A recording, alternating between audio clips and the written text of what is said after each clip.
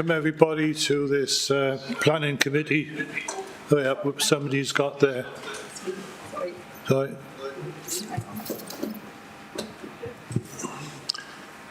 Everybody got their volume off. Right, start again. Welcome to the planning committee meeting for the 5th of August 2025. Once we've sorted the IT out, we'll get cracking.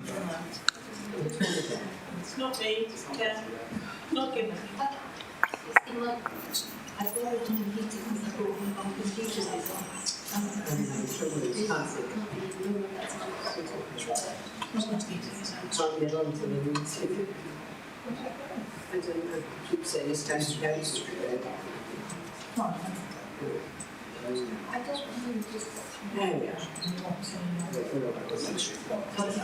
Okay. Okay, is everybody done? I think you must have done because we're not echoing. Okay, my name's. Excuse me, Chair. Councillor McConnell's having problems with their laptop. I'm just going to go get Adam to help her with that. Okay. It's still echoing, isn't it? Yeah. We'll carry on with the introductions then. We are still echoing a bit, aren't we?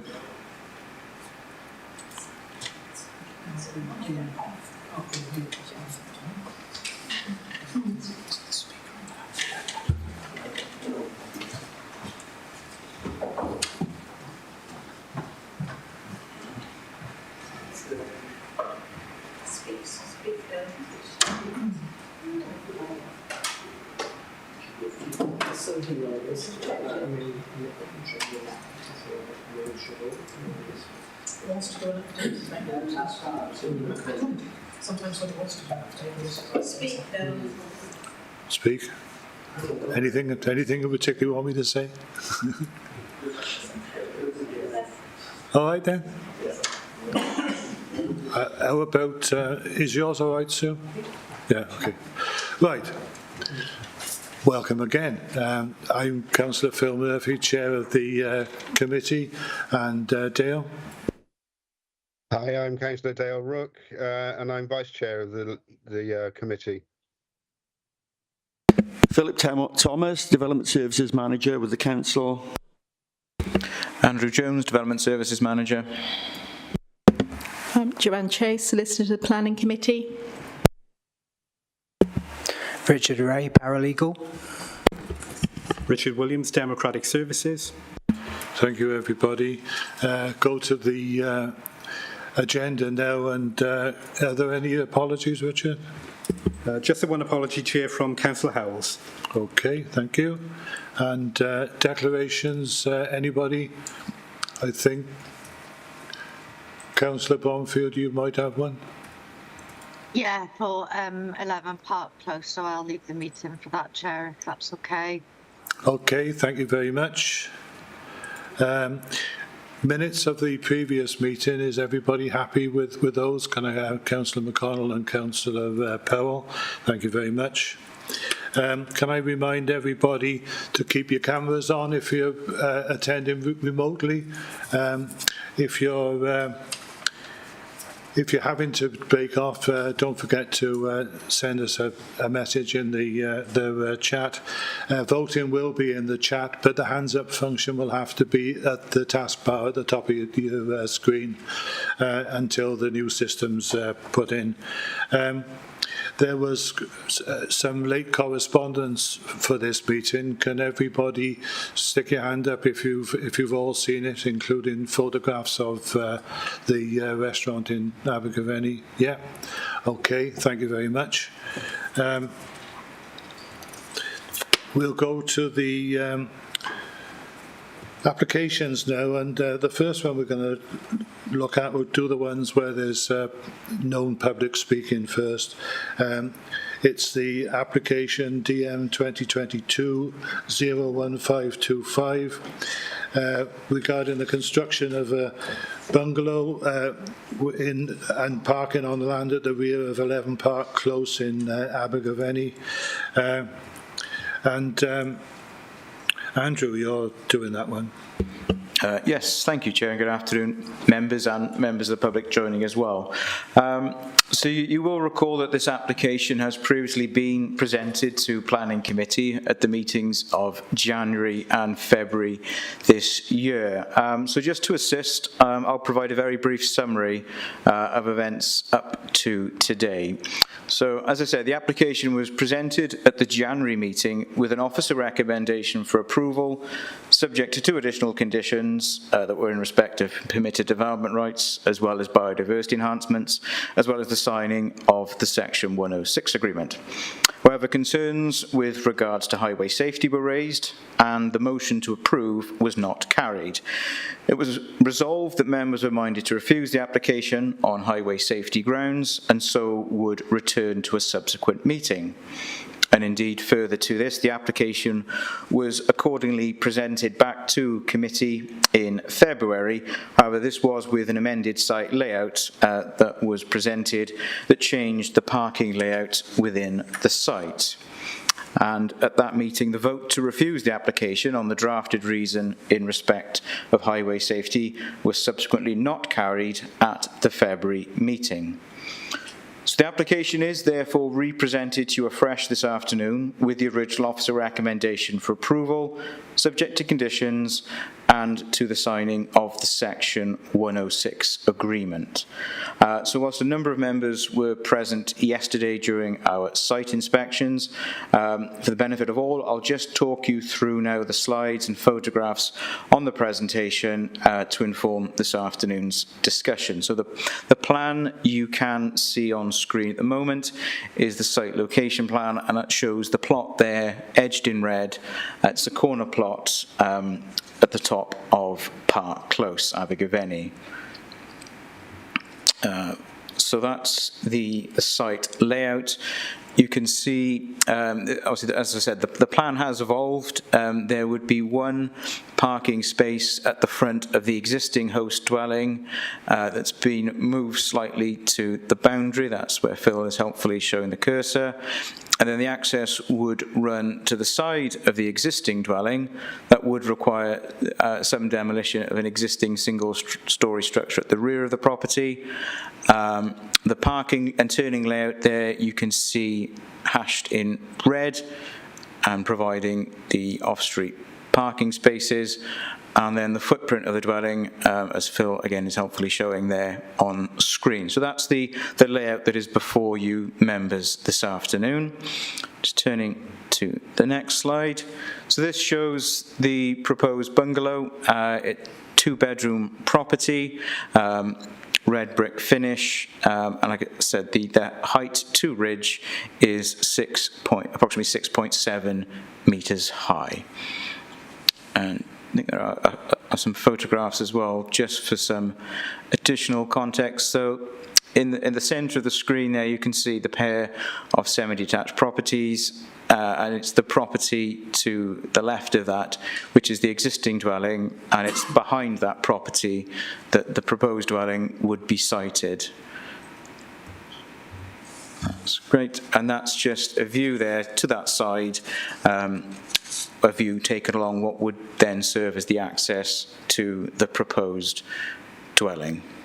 I think, yeah, let's leave that there then on the summary of the issues. So whilst the application, as I said, has been considered and had subject to debate at 2 previous committee meetings earlier this year, I will provide a fresh overview of the key material planning considerations of the development that is before you this afternoon, members. So in terms, firstly, of design and placemaking, Section 6.2 of the original committee report concludes that the simpler design approach of the proposed red brick bungalow does accord with the requirements of our policy DES1, so that's General Design Principles. And indeed, the scale of the development is also considered to be an efficient use of land, as recognised by the aforementioned policy, as well as supplementary planning guidance in respect of infill development. And whilst the proposed dwelling would evidently be visible from the private properties in the immediate vicinity of the site, wider views within the public realm and within the context of the street scene and the streetscape would be more limited. Officers are therefore of the view that there are no grounds to withhold planning permission on design or placemaking reasons. With regards to residential and neighbour amenity impact, paragraph 3.42 of the updated committee report before you today provides a detailed commentary of distances to boundaries with neighbouring dwellings. And whilst concerns are acknowledged and have been raised with regards to the ridge height, which as I said earlier stands at approximately 6.7 metres, officers are not of the view that this scale would result in an unacceptably overbearing development in the context with neighbouring parties. And as you've seen in the plans in the presentation, all window openings proposed are at ground floor level only, which would reduce any opportunities for loss of privacy. The suggested condition, removing Part 1 permitted development rights in respect of extensions, improvements and other alterations, would also ensure that any future works, such as dormer windows, roof lights, or indeed upper floor side windows, would require consideration through a planning application process. In terms of surface water drainage, the Council's SAB team has previously maintained a holding objection to the development. The reason for this was that the application had not, at that time, demonstrated a means of surface water discharge, and this was of particular importance at this site as there was no surface water or combined sewers in close proximity to the site that could be utilised. However, the applicant has subsequently undertaken the appropriate testing and our SAB officer reconsulted. This has seen the holding objection removed on the basis that the application has now demonstrated a suitable means of surface water drainage. The SAB officer has also confirmed that they are content to examine the detail of surface water drainage design as part of the SUD's approval process. With regards to both biodiversity and green infrastructure, the existing Condition 6 requires implementation of the proposed means of ecological enhancement. Now, we observed on site yesterday the site boundaries, including of note the vegetation along the north-easterly boundary that bounds with numbers 12 and 14 to the north of the site. Officers do acknowledge and note the concerns raised, including those from the Council's own in-house ecologist in respect of green infrastructure. Now, accordingly, officers would advise that, having regard to the advice set out in Welsh Government Circular on the use of planning conditions, that the imposition of 2 additional conditions, and I'll just show you all those on screen for you now, would be appropriate in this instance. So the conditions, the first, they are intrinsically linked. The first would be, in summary, that details of all existing trees, hedgerows on the land, and details of any to be retained, together with measures of their protection during the course of the development, would be agreed in writing, and this is a standard planning condition. The second condition, therefore, that's recommended is a compliance condition that ensures that the details agreed are then carried out. And officers feel that this is an appropriate means of managing this issue, and it would provide absolute certainty on the green infrastructure assets, including hedgerow, to be retained, as well as securing their integrity during and post-development. With regards to highways, and as I alluded to earlier, the subject of highways has been prevalent throughout the narrative of previous committee meetings and discussion and consultation on this application. Our colleagues and statutory consultees in highways do recognise the concern over the provision of access rights between the properties and their keeping in perpetuity. However, they do also acknowledge that they are unable to sustain objection over private legal matters. And as such, further to the receipt of the amended site layout, which has been displayed on the screen earlier, the Council's highway engineer offers no objection to the development. The changes made remove the need for the previous double tandem parking arrangement and ensure that vehicles have sufficient room to turn within the site and then be able to enter and exit the public highway in a forward gear. Therefore, the officer advice and that of the Council's highway engineer is there are no highway grounds on which to withhold the granting of planning permission. So, In conclusion, having regard to all the relevant planning policies and all planning considerations, the application is presented to you this afternoon, members, with the recommendation of approval, subject to the 2 additional conditions that are still on screen, as well as the signing of the Section 106 agreement requiring financial contribution towards affordable housing. Thank you.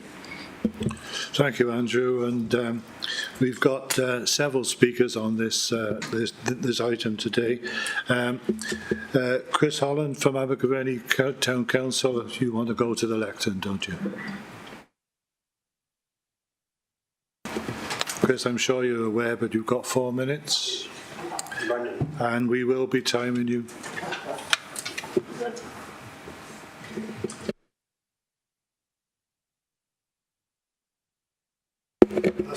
Thank you, Chair.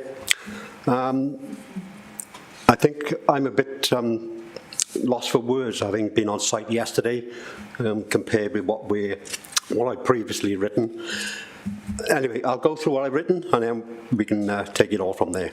I represent Abergavenny Town Council, by the way.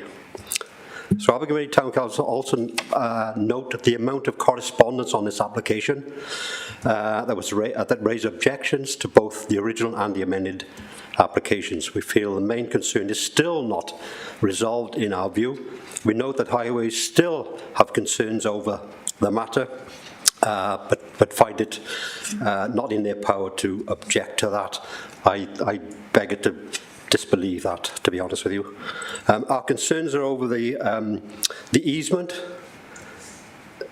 When you're on site yesterday, I'm going off my script unfortunately, but when you go on site with the applicant's car on the drive and the possible van that was the blue van that was there, there's no way that you can get up there.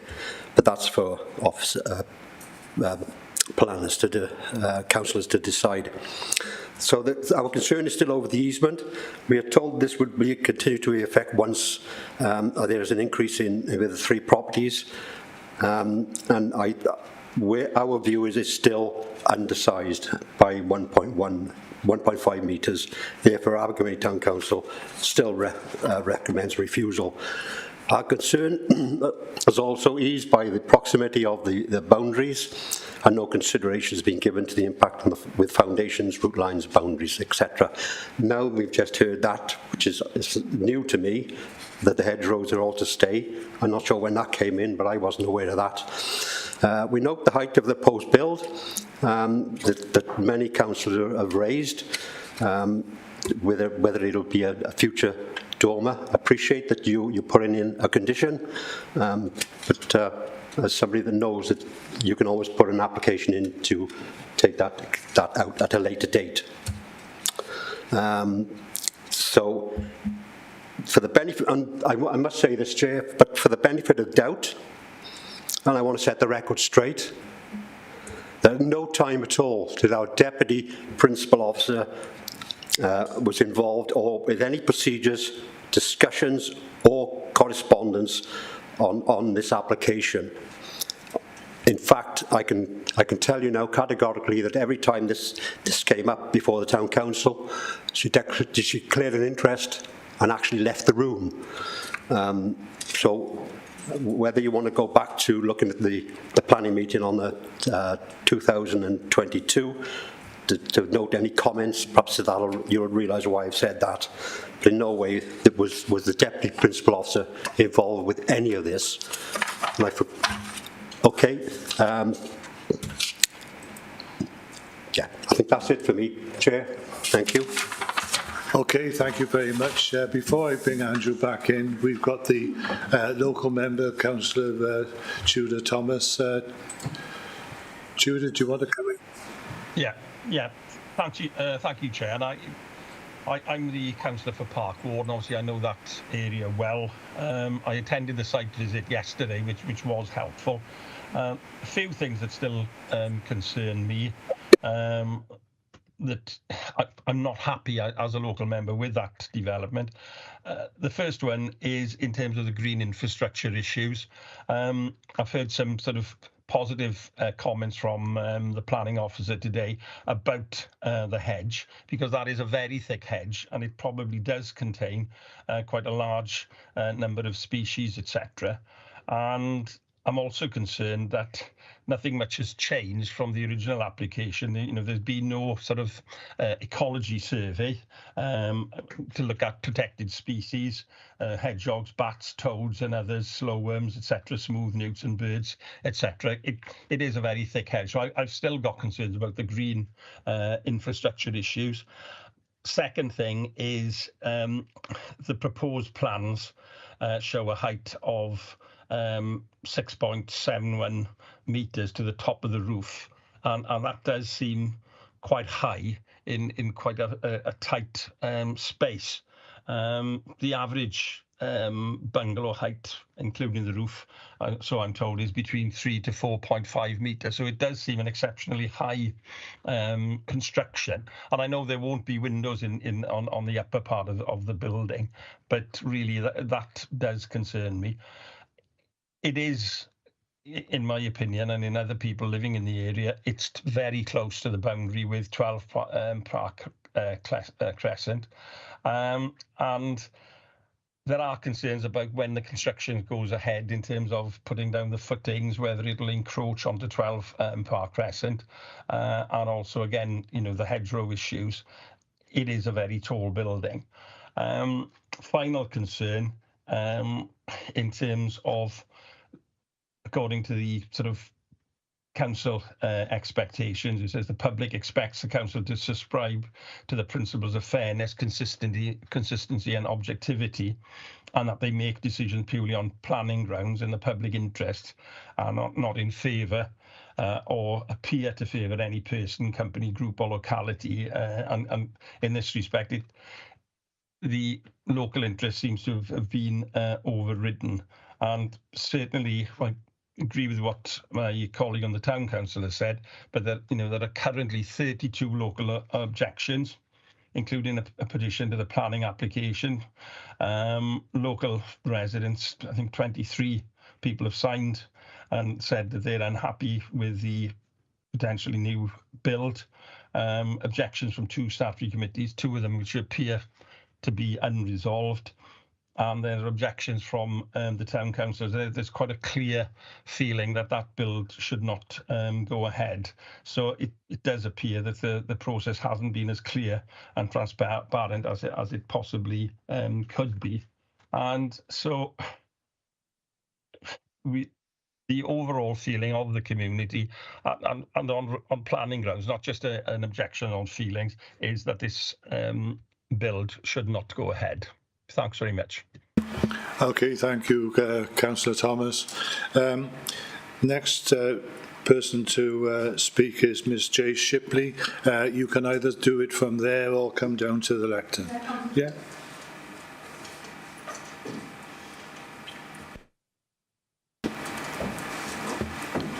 You also have 4 minutes. Thank you, Councillor. Sure.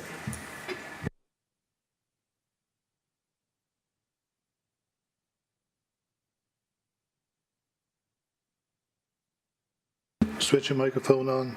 Does the task about that's it? It just shows how nervous I am. I need to be told again. Thank you. Given that I'm used to public speaking, I really didn't expect to feel quite so nervous speaking to you today. But I'm minded that these nerves are because your vote today will significantly affect my home at 12 Park Crescent and the homes of my neighbours and friends. If permitted, this construction will have an overbearing impact on the enjoyment of our garden space. At present, 12 Park Crescent has a pleasant outlook onto a natural green boundary, including all the wildlife you've just heard Councillor Thomas share with you. An ecology survey, I'm sure, would be valued, valuable, and help any further decision.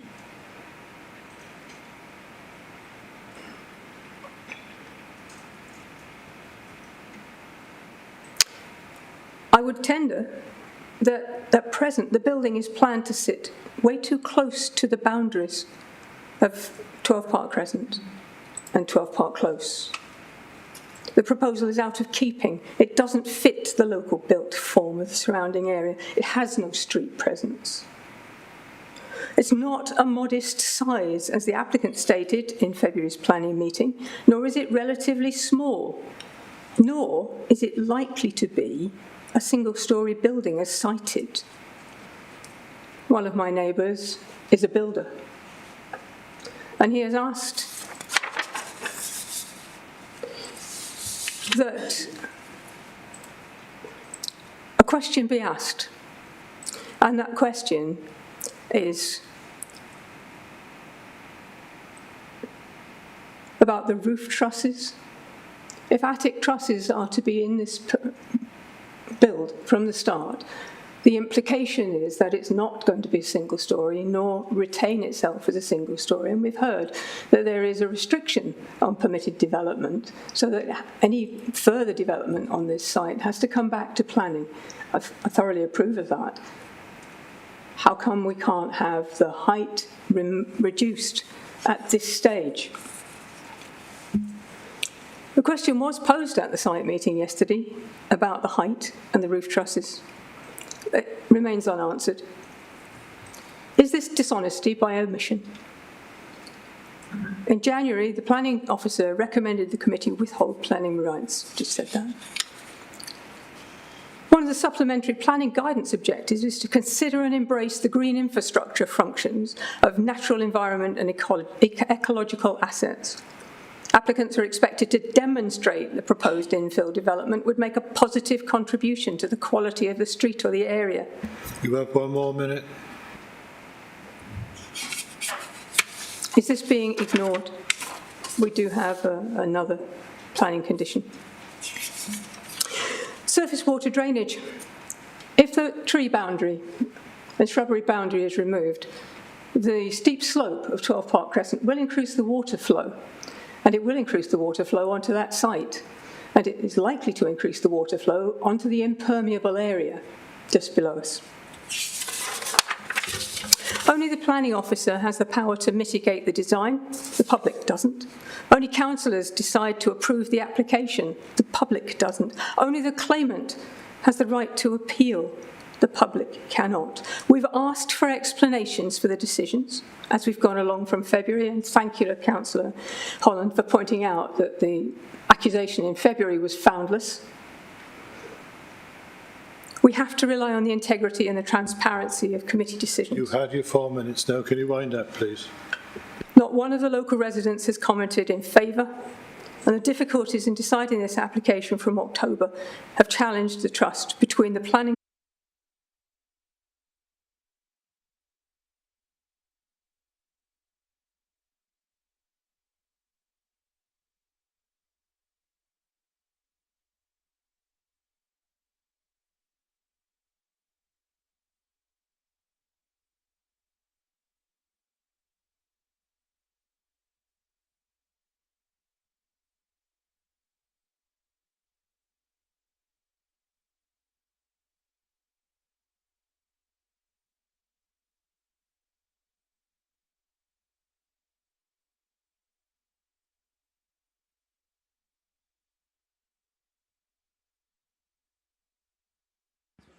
Can you hear us remotely on Teams, councillors?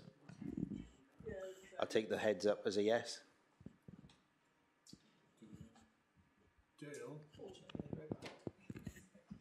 Dale, can you put your mic on, please? He's not hearing us. Dale, can you put your mic on, please? Hey, yeah. Okay, we're back on.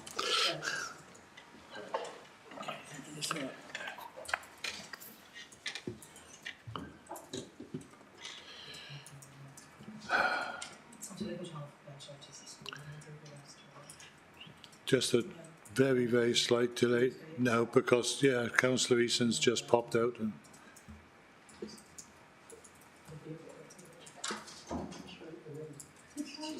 the only phone drives the swarm of people coming from 12 hour communities. Most of the time, it's very much your question, people just discussed it with them. It's just interesting to know. Okay, we're back in working order now. Once again, apologies to everybody for the disruption. It's most unusual, but there you go. Right, we got to the stage where I was going to ask Stephen Parry to speak, and then Andrew's going to come back in and answer all of the various points. So, Stephen, you've got 4 minutes. Okay, thank you, Chair, and thank you for allowing me the opportunity to address all the community councillors here.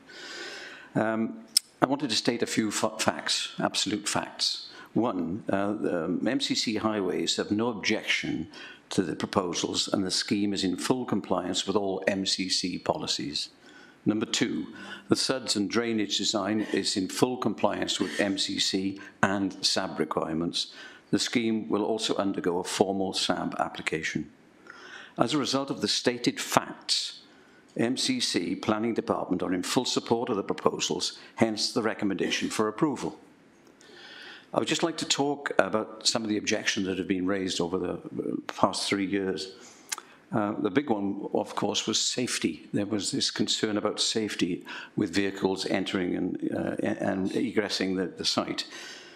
It's been suggested that reversing out of the site would constitute a safety hazard.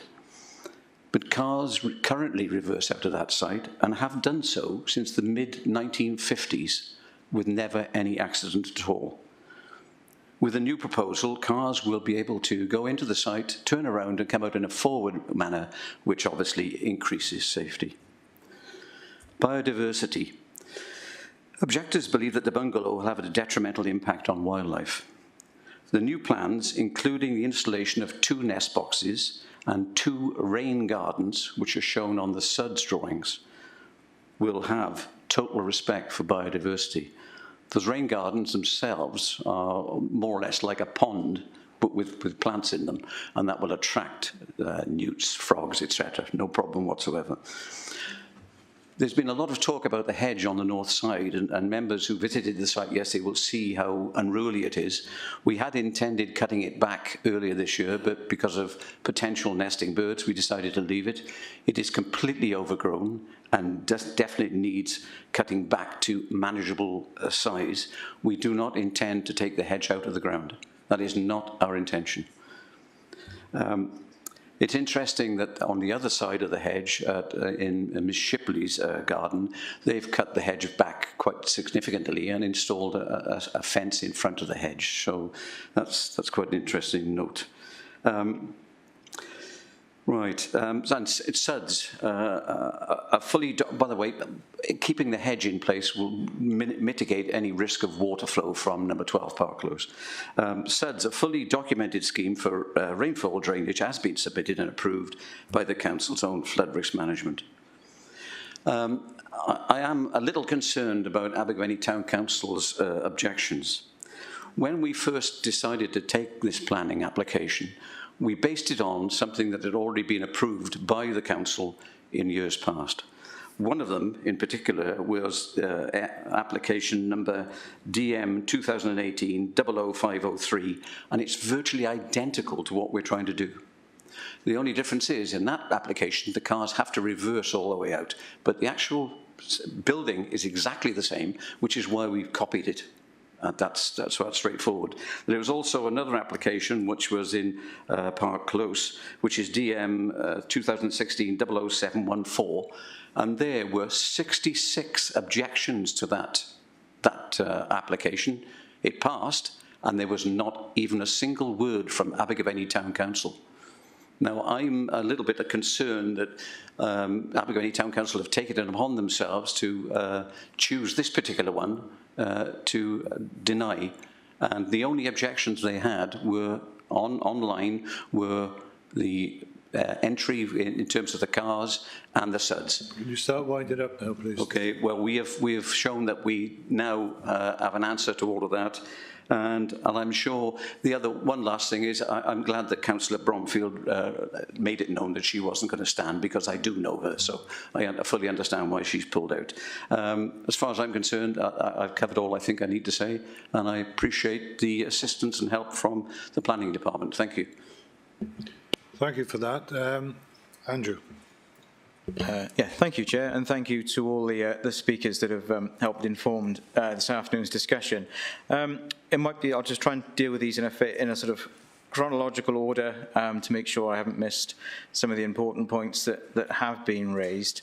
Firstly, with the town comments received from the Town Council and the concerns with the easements, etc. I mean, I have covered that in the presentation. It's also covered through our statutory consultee highways comments. The comment regarding the access being undersized by 1.5 metres, couple of points on that. Firstly, that's taken from the Welsh Common Standards guidelines. I would just clarify, that's not an adopted supplementary planning guidance by Monmouthshire County Council, and weight to it is afforded accordingly, and that has been borne out in a number of decisions taken by PEDU in respect of planning decisions. The guidance, though useful and provides some helpful information, is not adopted supplementary planning guidance.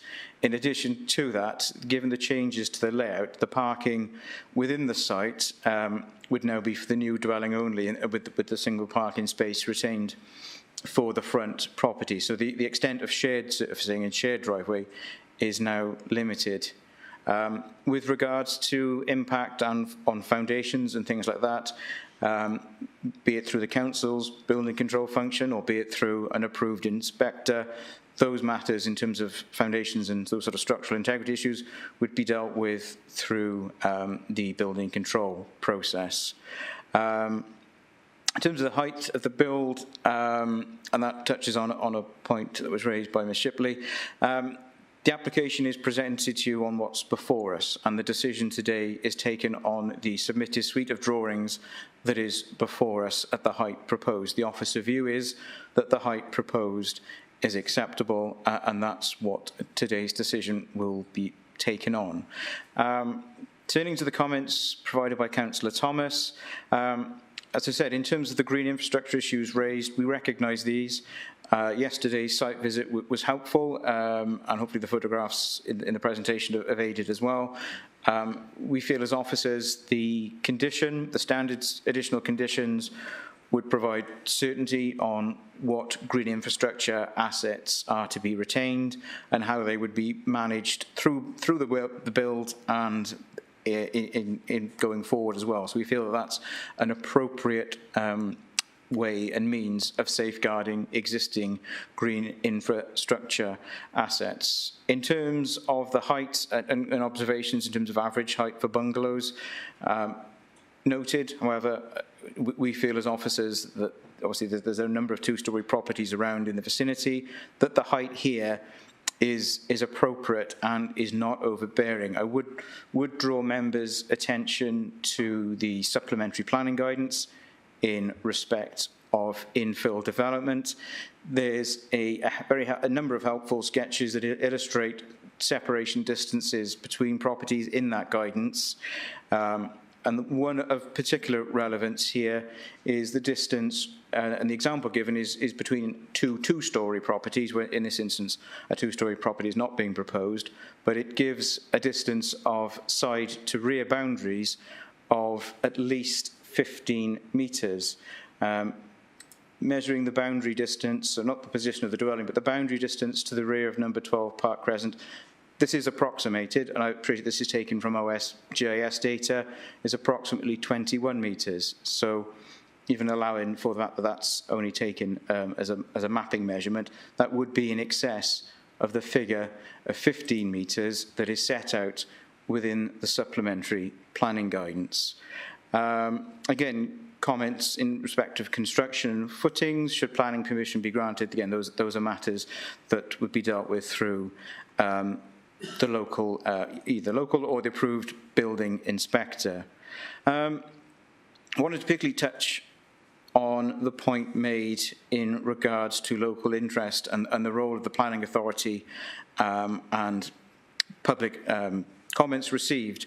Just wanted to confirm and reassure members that appropriate and guidance requirement policy public consultation has been undertaken in terms of neighbour letters, site notices, as well as consultation with ward member, statutory consultees, including the town council. So to reassure members, in the interests of being clear and transparent, the local planning authority has engaged fully with our requirements under public consultation. And as you know, members, the decisions that you take as members of planning committee are made on material planning considerations and relevant planning policy. They are not made on volume or weight of public objection or support. They must be made on material planning considerations, and officers certainly are aware of the concerns raised. We do feel that the Officers Committee report provides responses to those, and whilst it's noted that even indeed a petition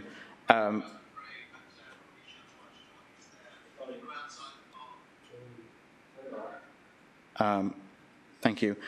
So even the presence of a petition would not be a reason in itself to withhold the granting of planning permission. To say the decisions that you take, members, as you know, are made on material planning considerations and consideration with relevant planning policies. In terms of the comments that was kindly provided by Ms Shipley, noted in terms of outlook and what is currently enjoyed in terms of residential amenity at number 12 Park Crescent, but for the reasons I've identified and spoken on, in terms of the separation distances between the builds, this would exceed that's set out in our supplementary planning guidance. And my advice as officer to yourself, members, is that the development would not cause an unacceptable overbearing impact.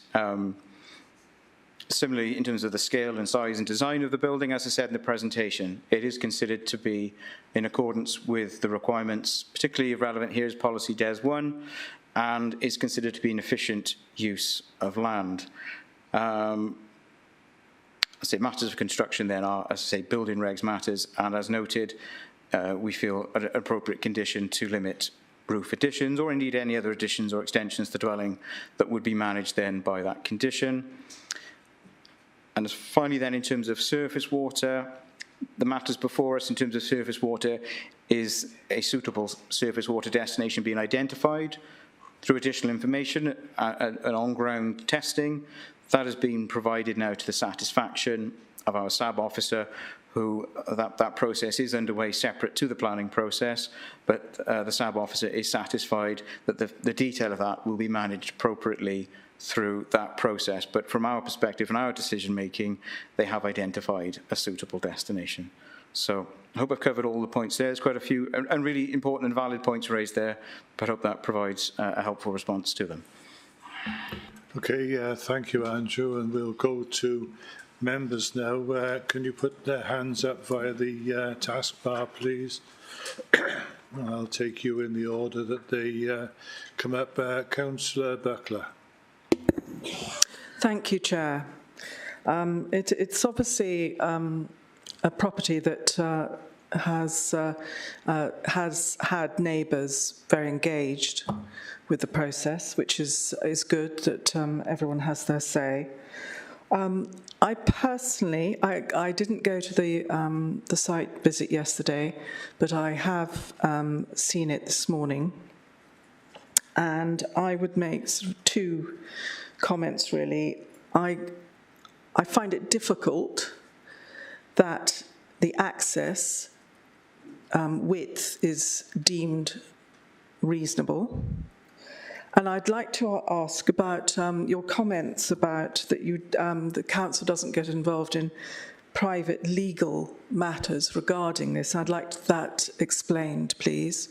But personally, I think the access the access will have a detrimental effect on the property that's north-northwest of this proposed development. I also find it quite difficult that the height of the proposed building is deemed not to be overbearing with the surrounding properties.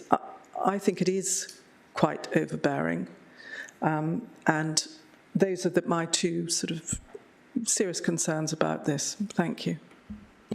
Thank you, Councillor Buckler. Councillor Riley is having trouble putting her hands up, so can I bring you in now? Thank you, Chair.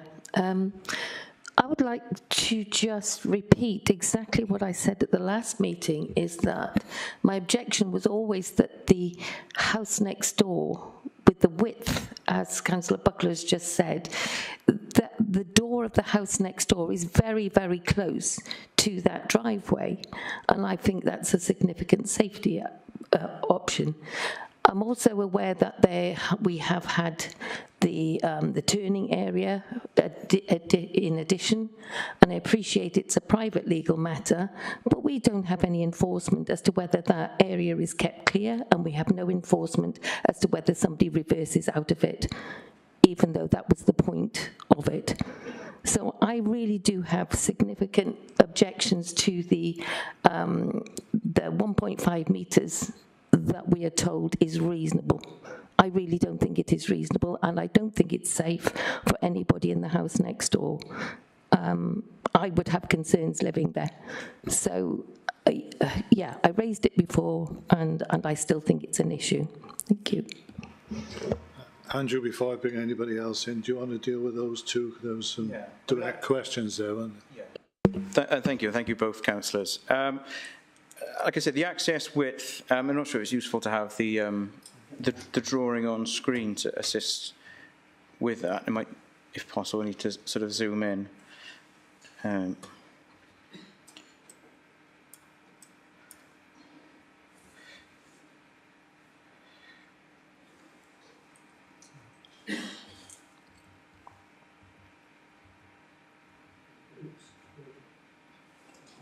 Yeah, so I don't know whether you can see that, members. Obviously, you've had a chance to read through the drawings and the plan. So the existing 3 metre wide is maintained. You can see there's a triangular shaped blue sort of square hatching there that is annotated. You may not be able to read that. It says which illustrates as a right of access over the driveway, and that really is the sort of legal matter I was referring to. That right of access over that and ongoing issues with that and how that right exists going forward is outside of our planning control. Whatever agreement be in place between the two landowners and any other relevant interested parties is a legal matter between themselves. It's shown on the plan as a right of access over that driveway. The width, and so probably apologies if you can't see there, the annotation there, the existing 3 metre wide access is maintained. I say the office, colleagues in highways have acknowledged that the change in layout has had an impact on their comments to us. Previously, the arrangements would have included parking to the existing host dwelling, number 11, also using the new spaces created to the rear of the site, and that they're encouraging potentially movements from one property to another. Now, the amended layout shows the parking showing one space retained to the existing dwelling, which highways have not objected to, given the context of the site and the age of the property, etc., and the reasons set out in their comments. So that the parking that would go through that proposed driveway would be for one dwelling and for the residents of the new property only. The amount of shared space effectively is quite limited, and that is reflected in the comments, the most recent comments by the highways engineers to us, and that is their overriding advice. Therefore, the statutory consultee to us is that there's no highways grounds to object. So, and I said, in terms of the width, and I mentioned earlier about this a sort of desire for a 4.5 metre width that's set out in the Welsh sort of Common Standards document. That, again, I repeat, that is not adopted supplementary planning guidance by us, we are looking at the proposal on the basis before us, which has a 3 metre wide, that whilst there would be some shared interaction initially, the remainder then takes us through to what would an arrangement of parking that only serve one property that would have the facility of entering and exiting the site in a forward gear. Now on the ground, practically, if somebody chose to reverse from the new site all the way down there, that's beyond our control, and that's the same for any other resident on any other street that chooses to reverse out onto a site into a public carriageway when there is the opportunity and space to do that in a forward gear. All we can do is advise you that the scheme provides the space, the turning facility, that somebody reasonably using that site could achieve a safe access. I say that's borne out of the comments we've had from Highways. In terms of the height and the overbearing, that's ultimately a matter for you as committee members to decide. I've quoted the distance between two-storey properties that's set out in the supplementary planning guidance of looking at a distance of 15 metres side to back. In this case, we are in excess of that distance, and giving appropriate weight to that supplementary planning guidance, my advice would be that a dwelling of 6.7 metres high at its highest point that exceeds that distance by the amount that it does would not be unacceptably overbearing. And our advice to you would be that it's not a reason to withhold planning permission. The height, its design appearance, obviously is for yourself as members to make your own decision, but as officers, that's our position and advice to you. Okay, thank you, Andrew. And Councillor Butler. Thank you, Chair. We've been told that we've had some clarity on the 2 additional conditions regarding green landscape. One of my concerns remains to do with the placement of the property right on the northeastern boundary where the hedge is. I may be completely wrong. I'd like some reassurance, really, that there is opportunity to get to that hedge and to manage the hedge and to manage any issues that might relate to the property on that side, because there doesn't seem to be any space at all there. It seems to be slap bang on that hedge, and I'd like some clarity, really, whether that is the case or not, because it does not seem logical to me. Thank you. Andrew? Yeah, well, that's really the reasoning for the condition is to have that clarity of any existing green infrastructure assets, be it hedges or trees, and that condition would give us say it's a standard condition, would give us the ability to manage that not only during works to make sure that building works taking place in close proximity, laying of hard surfaces, and how those hedges or trees are managed. As we've seen on site and has been discussed, that the hedge is quite mature. It does need management. On the flip side, it's not a protected hedge. It's not a hedgerow that adjoins agricultural land that benefits from hedgerow rights, etc. In theory, it could be taken out tomorrow, and from a planning perspective, it's not afforded protection under the hedgerow regulations. Notwithstanding if they're only protected species, that's a separate wildlife policing matter. But we feel the applicant has advised the desire to keep the hedge. We clearly recognise it needs to be managed and there will be works done to it. What those works are, how it's managed and maintained going forward, we feel that the condition we've proposed is an appropriate way to manage that so that those details can come to us. We can consult with our ecologist on those to make sure that they're satisfied with those and that we make every reasonable effort to ensure that green infrastructure assets are maintained where they can be. Councillor... So could I just come back on that because I'm still not clear? So is there space at the back of the house to actually manage the hedge and to maintain the back of the house? Because that's not clear to me at all. It seems to be on the boundary. And I don't think that really answers my question. Is it possible to maintain the hedge or not?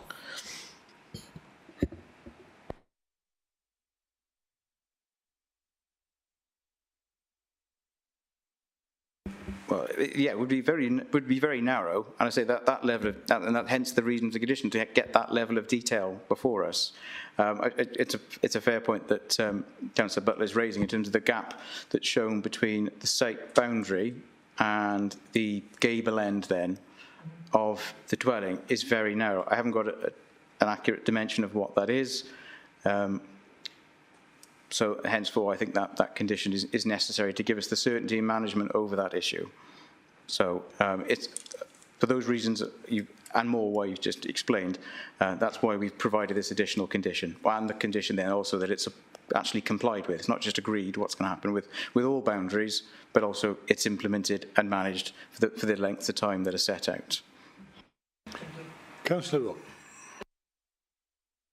Thank you, Chair. Whilst I welcome the inclusion of the conditions around green infrastructure and permitted development rights, I have one or two questions regarding the access and the height of the building. The applicant currently has right of access over the neighbouring property's land to gain the access to the property at the back. What happens if that right of access is removed? And with regards to the height of the building, if we approve the building today, could a material amendment apply to be applied for to reduce the height? Thank you. Andrew? Yeah, thank you, Councillor Rook. In terms of the first point, if it's removed, the method of which that would be done is will be done outside of the planning process, as I haven't seen that the legal documents that provide that, or that in respect of the easement that is in place.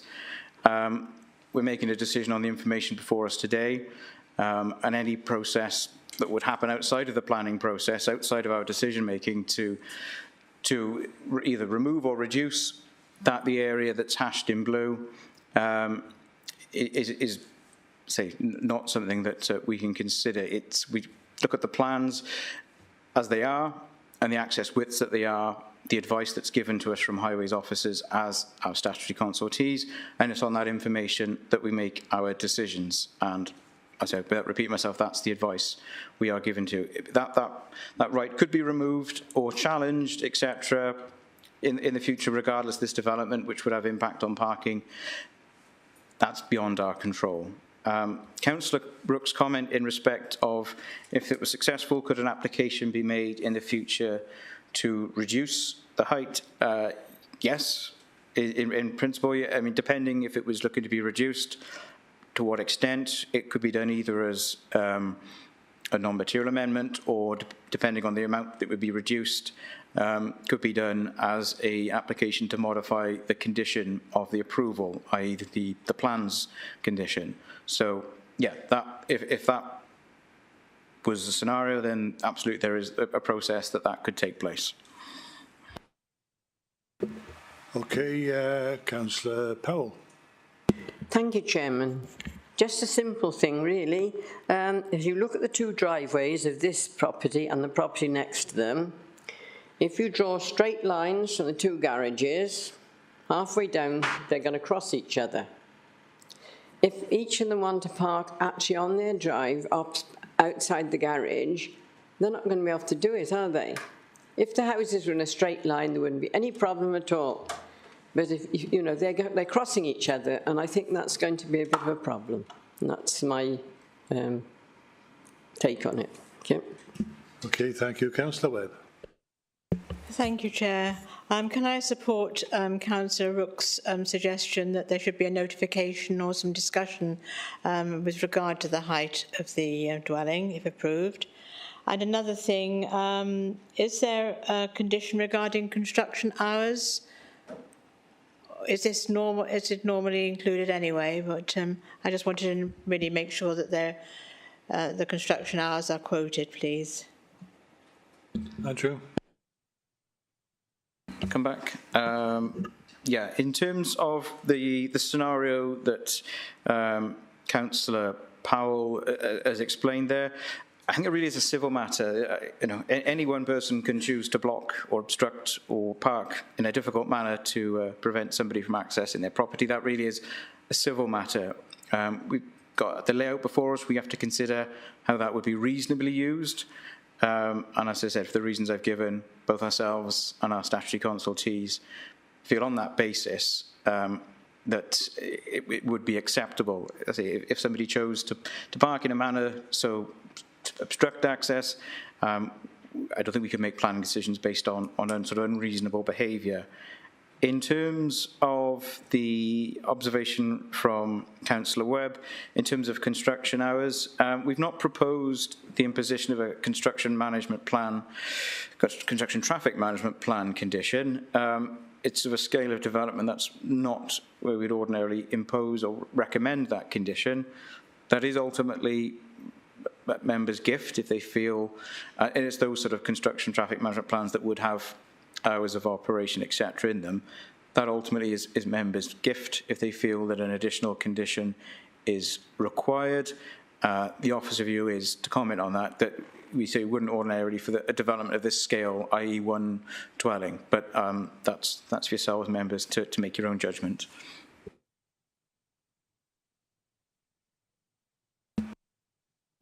Councillor Pinn.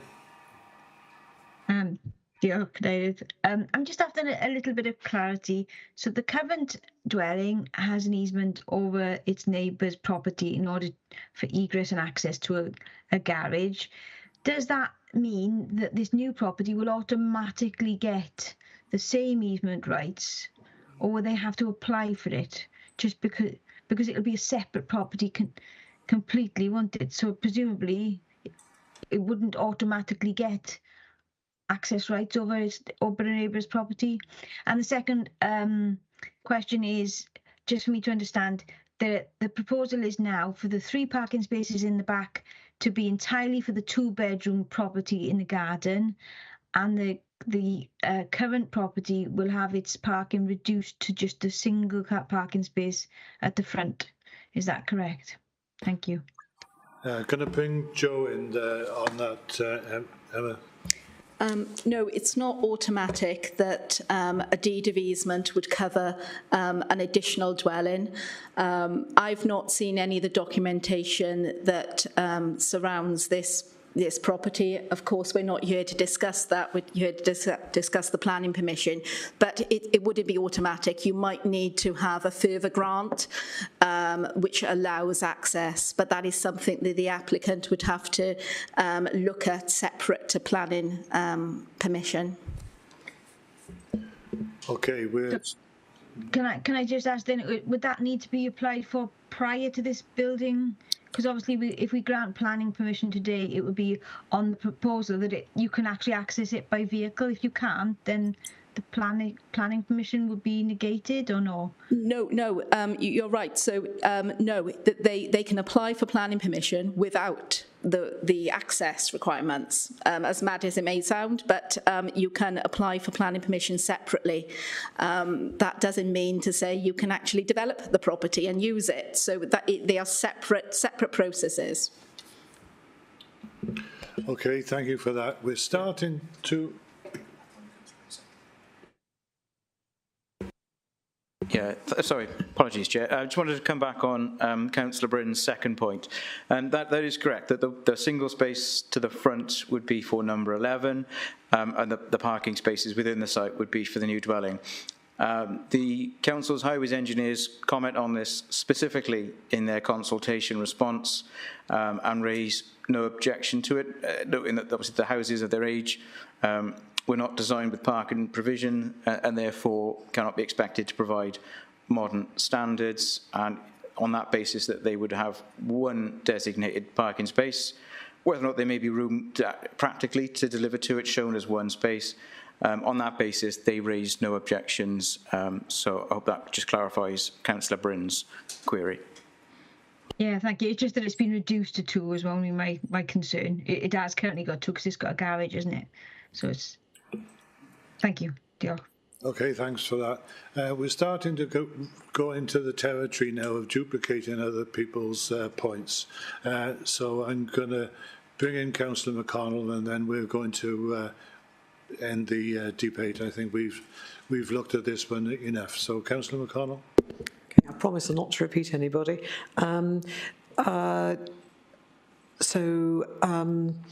Ms Shipley talked about the loss of the view and outlook, and I know that that's not a material planning consideration, unfortunate or fortunate as it may be. However, I did wonder about shade, if that there's been a lot of concern about the height of the building. It's to the north of the property, which means it will cast, I imagine it would cast quite a lot of shade over the property directly behind it, and I wondered if that had been taken into consideration. Thank you. Andrew, do you want to take that? Yeah. I think this sort of falls in again into the same sort of category of overbearing, and certainly where a development is overbearing, that's one of the sort of results of that. It can result in overshading and therefore loss of light. For the reasons I've already sort of articulated, such as the separation distance, and I appreciate you're quite right in terms of their orientation of that sort of north-south relationship, but at a height of 6.7 metres, being, say, approximately 21 metres building to building, having regard to our SPG, that overbearing consideration and those sort of impacts has been considered, and we don't feel there's grounds to withhold planning permission on reasons of neighbour and residential amenity. Okay, thanks for all of those comments, everybody. I'm going to move to a vote now. We have a recommendation before us for approval. Is anybody prepared to recommend approval? No. Councillor Webb and Councillor Eason. In that case, Richard, can we have the voting function up, please?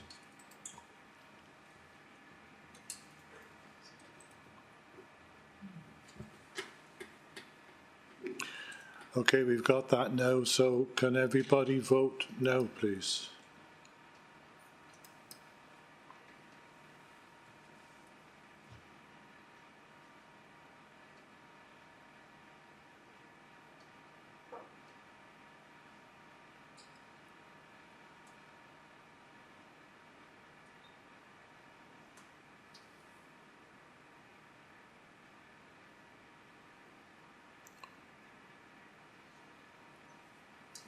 That's it. One more. Yeah.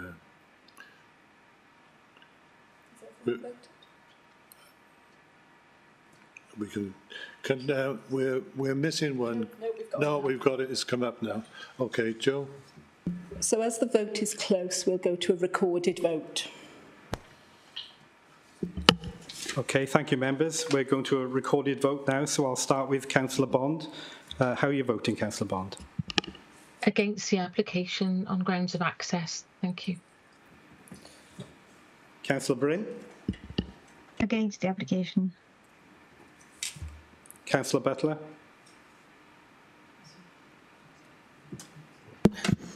Sorry, Buckler and Butler. Sorry, it's Butler. Oh.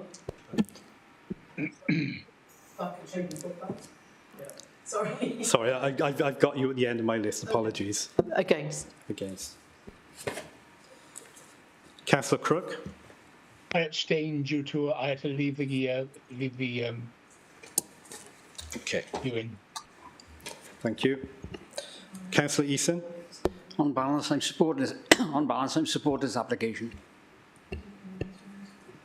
Councillor Garrett? For.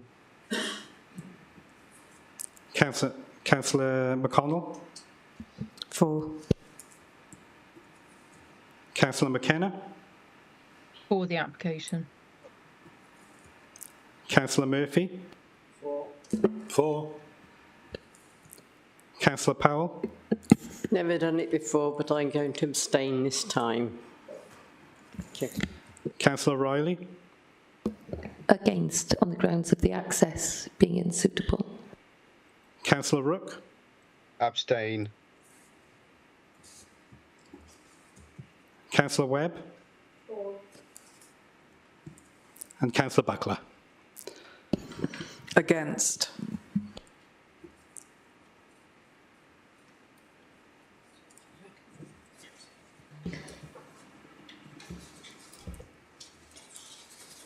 So that's 6 for, 5 against, and 3 abstained. So it's been approved. Okay, thank you, everybody. We'll move on now to the next application before us, which is 2024-00355, which is the creation of a travellers site incorporating 4 bespoke family-related pitches, etc., at Lanceo. Phil, you're going to be doing this one? Thank you, Chair. Just getting to the right slides. So we're in ready. Okay.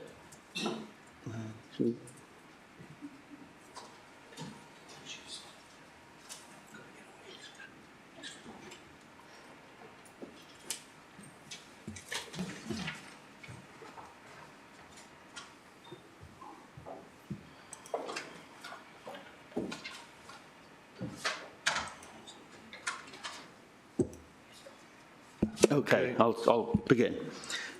So members will be familiar with this one. It's one that came to committee last July 2024, where we visited the site. The application was approved by committee on the 9th of July 2024, subject to an acceptable habitats regulations assessment in relation to potential impacts on the River Usk SAC, Special Area of Conservation. If you remember at the time, we hadn't had NRW's final signing off, if you like, of the habitats regulations assessment that had been prepared by our own ecologists. So it's brought back now as that has taken place. In compliance with the latest version of the NRW phosphate guidance, the applicant has confirmed that foul wastewater will be managed by a biological private treatment plant that can treat and remove phosphorus, up to 87% phosphorus removal rate from this particular plant. It's then proposed that the wastewater will discharge into a drainage field, and the drainage field has been calculated to be at least 250 square metres based on the volume of wastewater proposed to be discharged. Percolation testing has been undertaken within the relevant location of the drainage field and has been actually repeated in recent months to make sure it's absolutely in the correct area. The calculations produced in the supporting nutrient neutrality assessment and the mitigation strategy V1.4 have been amended to reflect an occupancy rate of 4 persons per pitch, which is deemed a more realistic occupancy rate for the units than the 2.2 persons per pitch used in an earlier version of the neutrality assessment. So it's been updated to increase the occupation density. The proposed drainage capacity is considered to be appropriate for the proposed 4 pitches and is designed for 16 to 18 people. There is no guidance available on data for average occupancy of people per pitch on gypsum traveller sites in Wales. However, from some research that we have obtained from South Cambridgeshire, it suggests an average occupancy per caravan is 2.39 people per caravan in that area. And furthermore, correspondence with the applicant has confirmed that occupancy for the personal family site will be set at a maximum of 12 people, and the local planning authority consider the private drainage system being designed for 16 to 18 persons is perfectly reasonable and well within the tolerances of the drainage system proposed.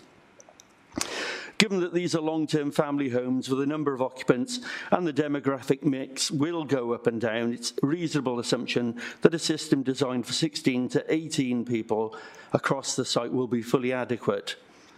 And in the light of the above, the appropriate assessment concludes that the capabilities of the biological private treatment plant and the limestone bed filter that is proposed mean that phosphorus levels are such that, subject to the imposition and incorporation of the additional mitigation measures detailed, the project would not adversely affect the integrity of the River Usk SAC.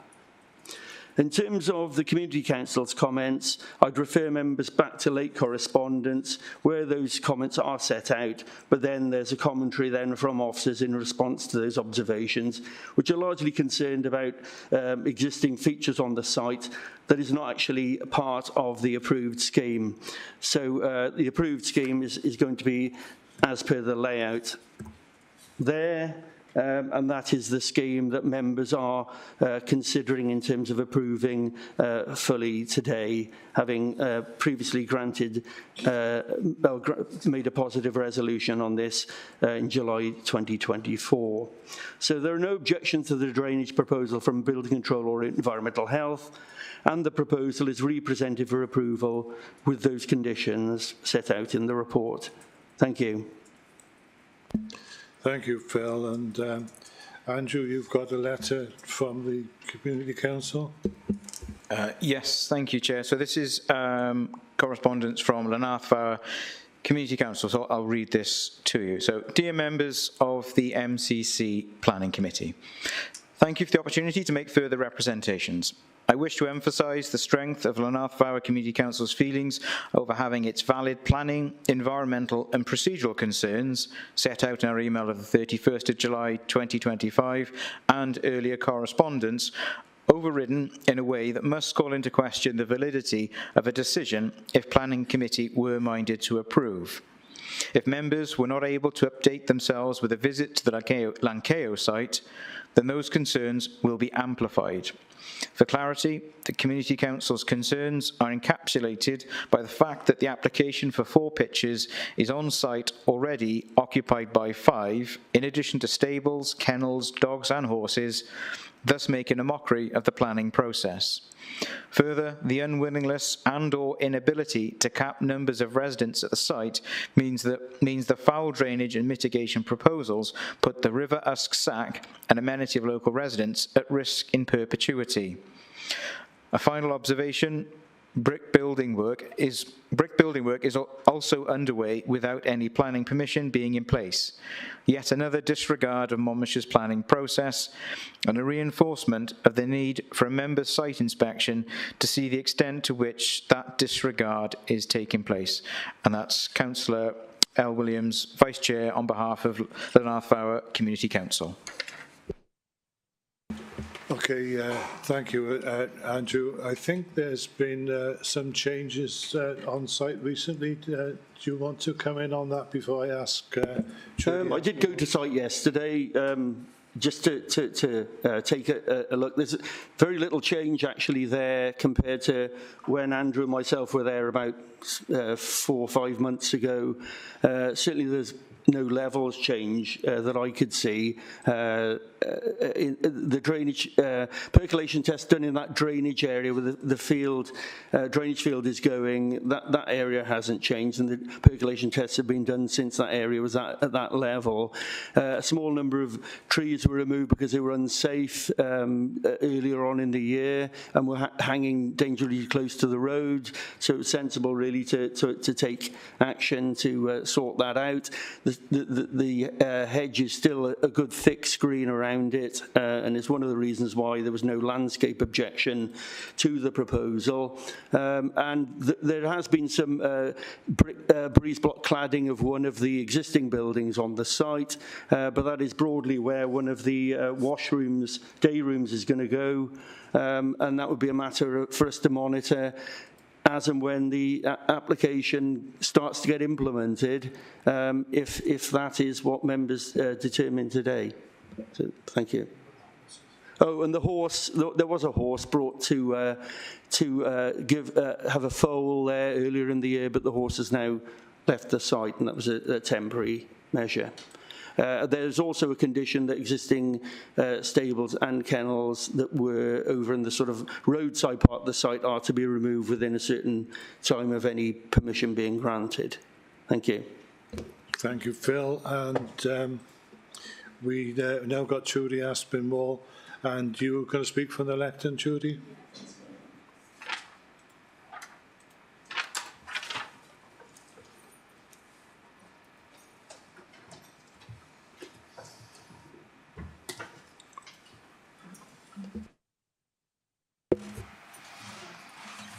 Thank you, Chair, and thank you for the opportunity to come and speak today in support of the report and the application in front of you. My name is Trudy Aspinwall. I'm the team manager at the Travelling Ahead project. We provide advice and advocacy across Wales, working with gypsy and traveller families. Much of our work includes supporting families to access accommodation, either through local authority sites or through providing their own sites. And it's a private gypsy and traveller site that you've got before you today. This work includes working with councils and families together to promote good practice and overcome planning barriers. And I'm really pleased to be back here a year later speaking in support of this application. We have known and worked with this family for nearly 10 years now, and some of you will know it's been a long journey. We were delighted last year to be present when the committee overwhelmingly approved the application for this 4-pitch gypsy and traveller site, which is what the planning permission has been granted for. This secures a place to live and work and be part of the local community for Ms Jones and her extended family. At last year's committee, as the officers set out, consent was granted, but with a condition, with a holding objection from Natural Resources Wales, who really wanted to ensure that this development would not impact on water quality and the site of special scientific interest of the River Usk. Today is not about revisiting the original decision. Thankfully, Monmouthshire Council have supported the application for these permanent pitches for gypsy and traveller families in the area. It's about ratifying this final stage of the plans. The report before you, the Habitats Regulation Assessment, and I'm not a technical expert on this, but it's been well set out by officers, and you've got that report before you. It's the result of significant work over this last year between the family, their planning agent at Hastings Planning, and council officers to make sure that the regulations and the safety and the well-being of the water and the natural environment around, that regulations are met and that there won't be any adverse impact. The report clearly evidences that the full assessments and tests have now been completed, and Natural Resources Wales are satisfied and happy to support the full proposals, its measures and mitigations in full. So I'd like to encourage the committee members to check the report for themselves and support the final stage of planning consent to enable the families to move forward in developing their family homes here in the area with full confidence and security. Thank you. Thank you, Judy. Nobody else is registered to speak on that, so we'll move to members. So again, can you use the taskbar and Councillor Rook? Yes, I was just curious to know about the emergency flood access. It's mentioned in the application, but you haven't touched on it. Phil? No, I wasn't going to run through the whole report again, Councillor Roke, but we did have a good airing last time, I think. But yeah, that's proposed in the there's a lane at the back of the site, not the main road, and so the emergency access, which is relatively, which is on part of the site that doesn't flood, would come out onto the lane at the rear. In fact, the main access is within tolerable flood limits, even in a flood event. So, and the caravan areas themselves would not flood as well in a flood event. So the FCA has been very thorough, and that was one of the problems with the scheme that was refused many years ago. That there's no FCA submitted flood consequences assessment submitted with it, so there's no demonstration that the site wouldn't flood. That's been done now, so they've satisfied NRW on that score, and the council as well.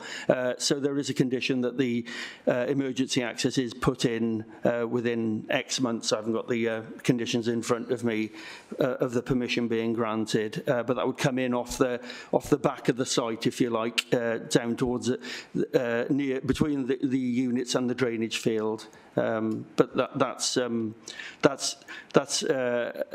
it will flood even less in a sense. That would be flood free, and the lane itself at the back would flood slightly, but be well within tolerable limits, well below the 600 mil threshold that is set out in TAN 15. I hope that's all right. Thank you very much. Councillor Eason. Yeah, thank you, Chair. Just one question. In the late correspondence, there's a suggestion that this was going to be 5 units rather than 4, but the original was for 4 units. Is this something to do with these static caravans, and can be explained why it's suddenly been alleged that there are going to be 5? There's an additional caravan on at the moment, but that's not before us. We're looking at the 4-pitch scheme in that layout that I had up earlier. That could be a temporary issue. We will monitor the situation. If the family want an additional pitch or additional pitch in that area, they would need to reapply, because the scheme before members is for four pitches. But I think there's a caravan, albeit at least temporarily, on there that's been brought in due to a family situation, as I understand it. So that might become an enforcement issue if it moves into that area? It might be. It can't. What we're looking at is a scheme before us for 4 pitches. Obviously, if the caravan is positioned in a way that would prevent that being carried out, then we would have to approach the family and advise them of that as part of an enforcement investigation. Okay, thank you, Chair. But that's something for the future. Okay. Councillor Buckler. Thank you, Chair. Actually, my point was the same as Councillor Eason. Just wanted to clear it up for the Community Council, as it is obviously concerned to them. Councillor Bryn. Diolch. Can I just clarify, if I may, I might have missed it in the documentation, whose responsibility will be for the upkeep of the hedgerow surrounding this site, and will the hedgerow itself lose its protective status, as is this site then considered residential rather than agricultural? And also, would it be possible to have a condition to ensure that the right-of-way that crosses across the top of the site is always kept free, so that it's open access to, and always maintain that open access? Yeah. Thank you, Councillor Bryn. On those 2 points, well, it will be the landowner's responsibility to maintain the hedgerow. That will be the family in this instance. It will become a residential site, so whether it loses its status under the hedgerow regulations is possible, but there is a condition to maintain the green infrastructure and landscaping scheme that we've approved as part of this site for 5 years. So, and that's a reasonable condition that's reasonable in terms of the tests for a valid planning condition. So. That's how we've approached this particular issue. So we're looking at supplementary planting to flesh out parts of the hedgerows, and some indigenous planting as well, wildflower seeded mix as part of the GI plan.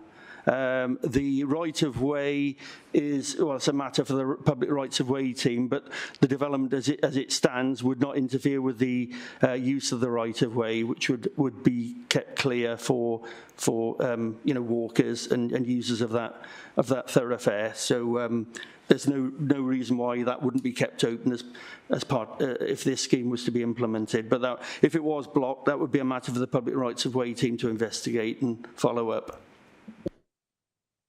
Councillor Webb. Thank you, Chair. I'd just like to move approval for this application. Thank you very much. Thank you. I second that. Okay, I've got nobody else asking to speak. So, Richard, can we have the voting function up, please?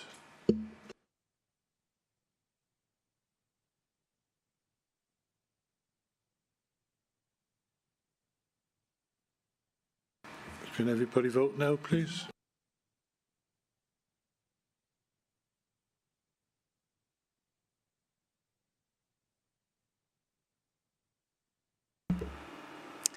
It's unanimous. That's been approved.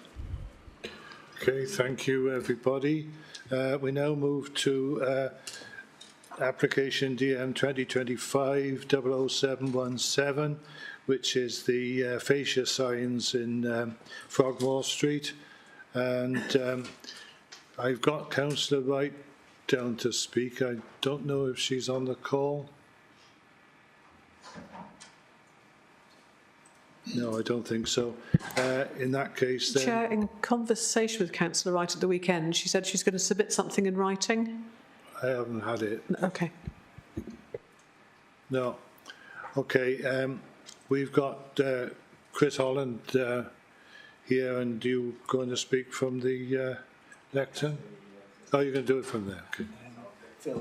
Oh, yeah, sorry. Andrew's going to do the pitch. Yeah, I'm getting ahead of myself.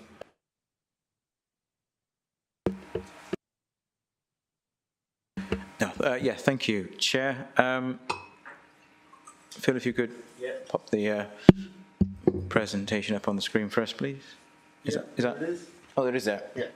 Okay, so thank you. Yeah, as the Chair said, this is a retrospective application for advertisement consent to display 2 internally illuminated signs. And as I said, the site is located at the bottom of Frogmore Street in the town of Abergavenny, and the signs serve a ground floor restaurant. And to confirm, the reason why the application is being presented to Planning Committee this afternoon is at the request of the local ward member. So a number of members would have been on site yesterday to have a look at the signs in their context, but I'll just have a quick run through the slides now on screen. So that is the site there. So it's the very bottom end of town. It's edged, hopefully you can see that, edged in red. There's quite a few photographs I'll talk you through now on screen as well. So the signage that we are discussing today is there on screen. You can see it. It's helpfully, I think the image is provided by the applicant, so it shows the sign in daytime hours, and then in the bottom right-hand corner, that is the internally illuminated lettering in hours of darkness. And there's various other signs that I think will probably refer to during discussions and our consideration this afternoon. The sign, just to point out that the sign on the top left-hand side was the signage that was at the previous restaurant that was operating from this venue. And the rest of the slides then, I think some of which may form part of the planning agent's presentation to you, will overlap. So perhaps I'll just discuss then through our sort of evaluation and assessment of the application. So unlike an application for planning permission, an application that seeks express consent to display advertisements falls to be determined having regard to the consideration of a more limited range of issues. This is visual amenity and public safety. With regards to public safety, we've undertaken consultation with both the local highway authority as well as Welsh Government in respect of the A40 trunk road. Neither raise any objection to the advertisements in respect of any public safety grounds, in particular regard to their positioning or the possibility of them to distract or obstruct members of the public. And officers concur with this view, and there are no public safety grounds on which to withhold advertisement consent.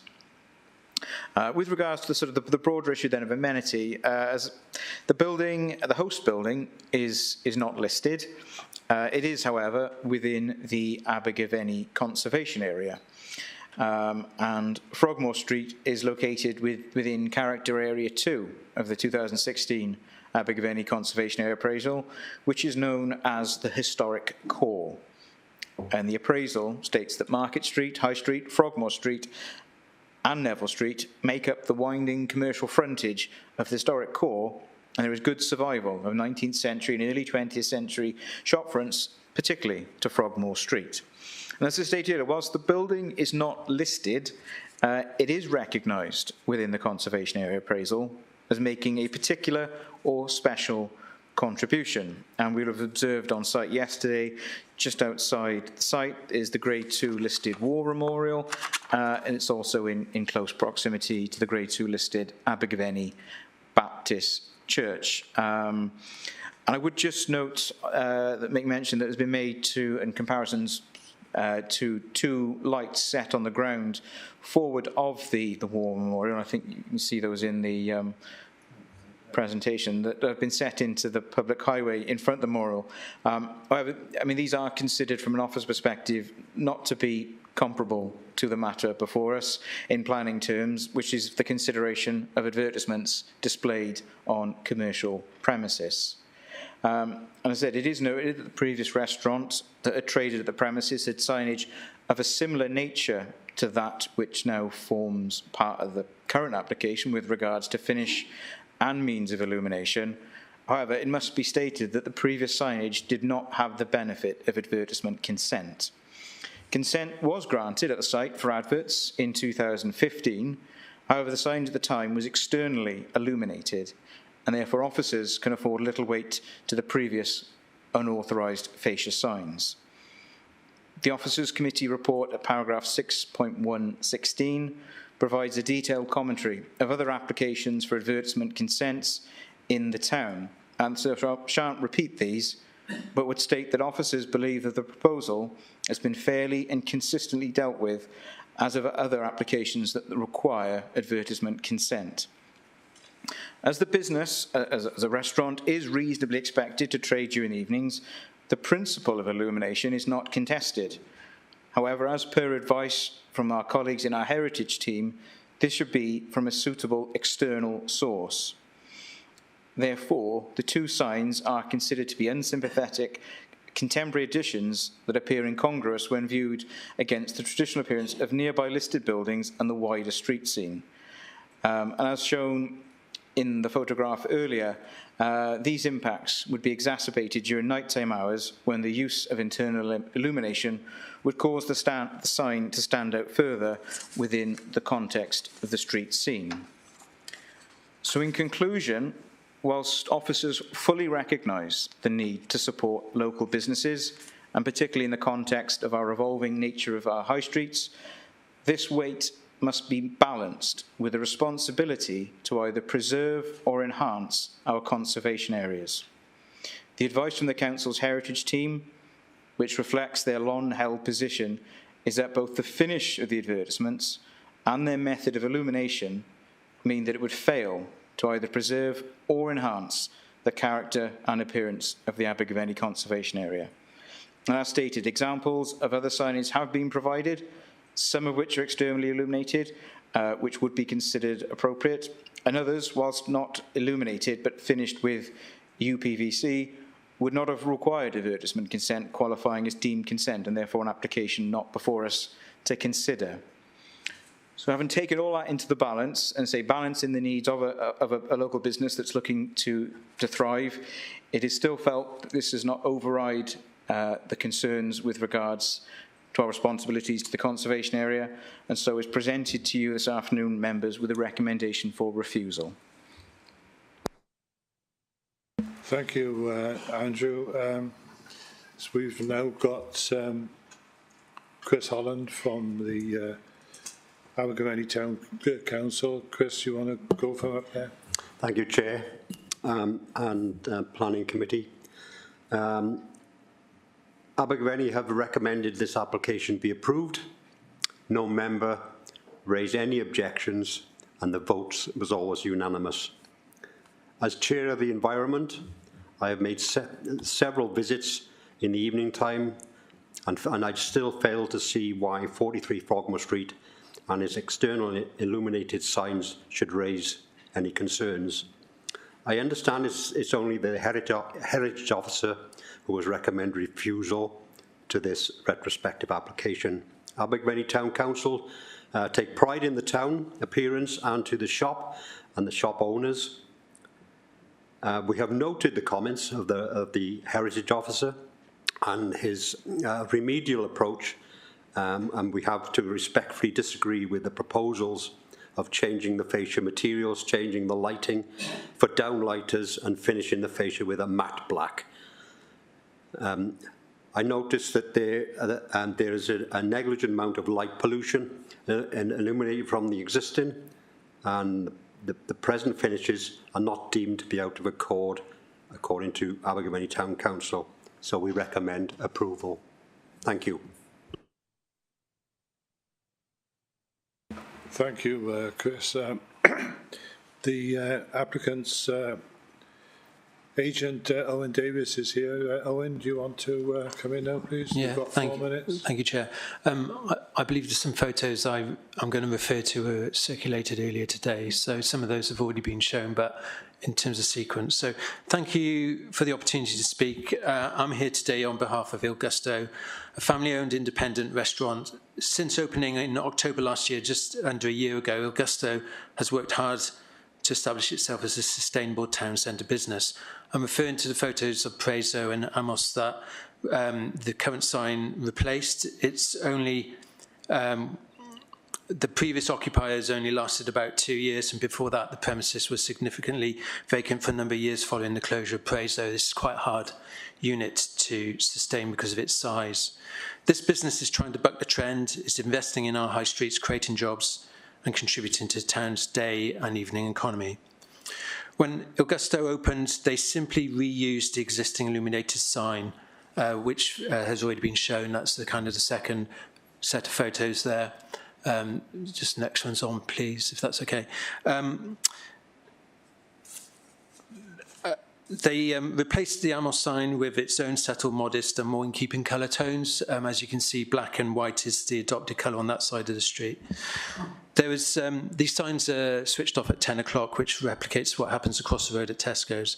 There's no intention to circumvent planning controls. It wasn't until the enforcement notice was served that the occupier became aware of the breach. I'd like to be clear that the applicant respects the council's aims to ensure high quality signage, especially in the conservation area, but this application is about fairness and consistency. Unlike many local authorities, unfortunately, Monmouthshire has no supplementary planning design guidance for shopfront signage to clarify how to interpret policy DES3.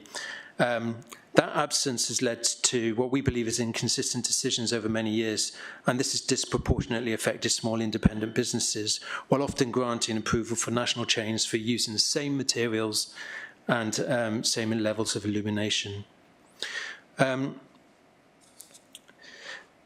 Il Gusto, this application is backed by what I believe is a rare consensus. We've got support from the local ward member, we've got the town council backing it, we even have the Civic Society, who are often one of the first to jump in on bad design in the conservation area. Even the Civic Society support this application. And we have dozens of nearby residents and neighbouring businesses all supporting it. The only objection comes from within the council itself. Yes, this is in the conservation area, and I refer to the third photo, which shows Tesco's. We have to be really frank. You know, the character of this area has been significantly diluted over time. This is the building that opposite the application. Significant plastic signage, a modern building. There are few listed buildings left in this area. You know, this is the nature of the conservation area we're talking about. There are numerous examples of UPV signs being used. Tesco's, FR Ball, Ladbrokes, Cats Protection Leave. And moreover, illumination is already part of the wider street scene. On the next photos you'll see both the Tesco's and the Auberge. That lighting's on until 2 o'clock in the morning, just to point out, not 10 o'clock.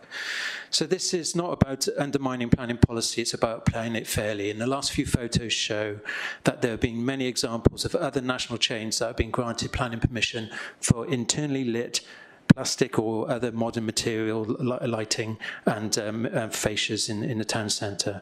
So I respectfully urge you to exercise your discretion, to recognise there has been inconsistency, the high level of community support, and above all to back this family business that's investing in Abergavenny. Thank you.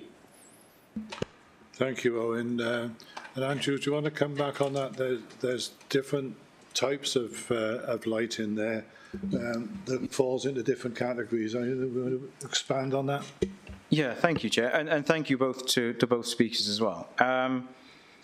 I'll just as the previous, just take these through sort of chronological issues. Yeah, we fully accept there's significant support received for the comment.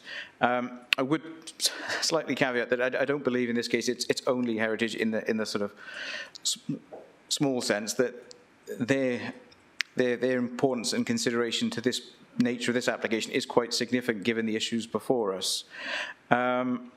So whilst it's only one voice, I think when we're considering, and members are considering applications that affect the character and appearance of our conservation areas, my advice would be that the comments received from the Council's heritage team are important, and weight should be given to them. In terms of the light pollution, and other sources of light pollution have been shown. As I've already mentioned, the two uplights that are set into the public highway regarding in front of the War Memorial.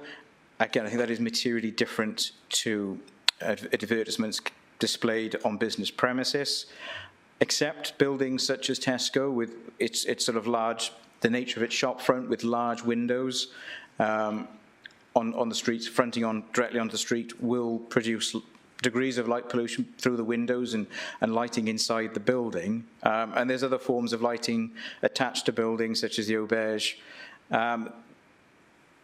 But I think that the importance that our shop fronts and adverts in their place within our sort of high streets need to be considered as themselves. Those other sources we take into account, but I think it needs to be more comparable to adverts on business premises.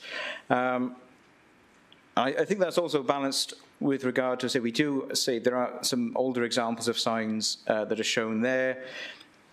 As I've mentioned in the presentation, from 2016 onwards, the Abergavenny Conservation Area appraisal has been an ever-increasingly useful source of guidance on our conservation areas and the value that they have. So I would respectfully disagree with the previous speaker that the heritage value of this part of the town has diminished. I still feel that it is, as the Conservation Area Appraisal says, it is still of particular value and is known as the historic core. Fully recognise some of the other points made by Mr Davis, that the jobs and value of this, the high street, absolutely, and local independent businesses, planning shouldn't be an inhibitor or a reason for local businesses, independent businesses as well, to fail or succeed. We need to be fair, but I would just point out that the value of the conservation area is also important to those businesses. Abergavenny as a town and the value it is as a commercial centre is also based on its inherent heritage assets. It is a resource in itself. Our built heritage is value, and the value of the conservation area is value to businesses, to tourists coming to our towns that visit those towns because of its rich heritage value. And our shop fronts and our signs are an intrinsic part of that.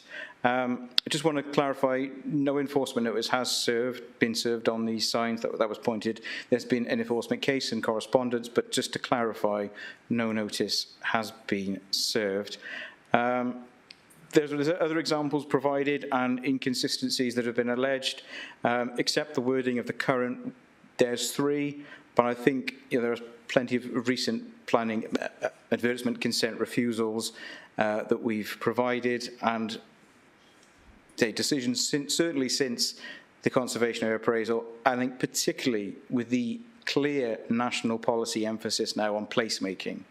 Abergavenny has, as much as any town in our county, a sense of place, and its built heritage is a really, really rich part of that fabric, and say adverts, as I said earlier, are intrinsically linked to that. So whilst other signs that don't require advertisement consent, that you generally aren't illuminated, that can be UPVC, it's unfortunate, but those are signs that are beyond our control.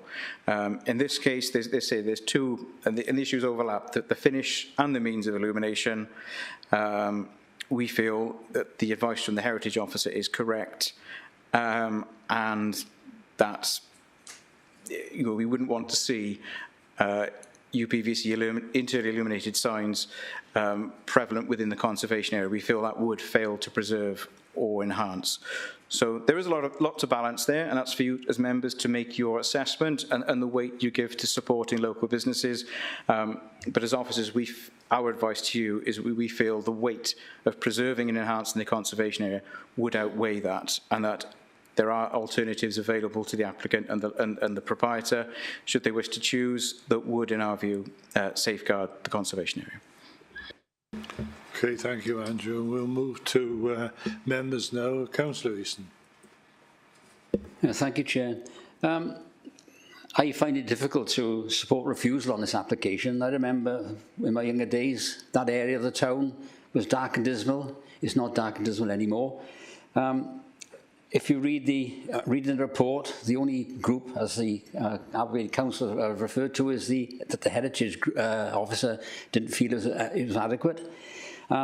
If we do refuse this, and I'm assuming that it might well be the case, we've got to find some reason why it's refused. So the ultimate, I think that this should be deferred and sent back to planning to come back with a more definitive view to support this rather than to close it down, because I think that the area needs to be maintained as it is now. It's only a 12 months ago that we lost Richard's shop. That's burnt down. That's got to be replaced. So I feel that at the moment I can't support this refusal.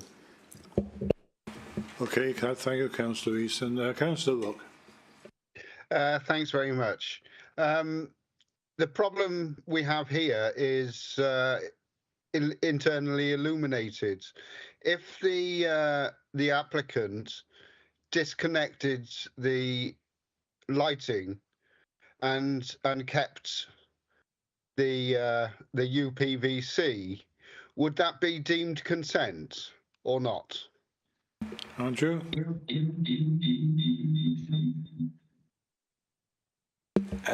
Yes, quite possibly, although that's not the proposal before us. But with regards to the requirements for deemed consent are not predicated on the finish of the signs.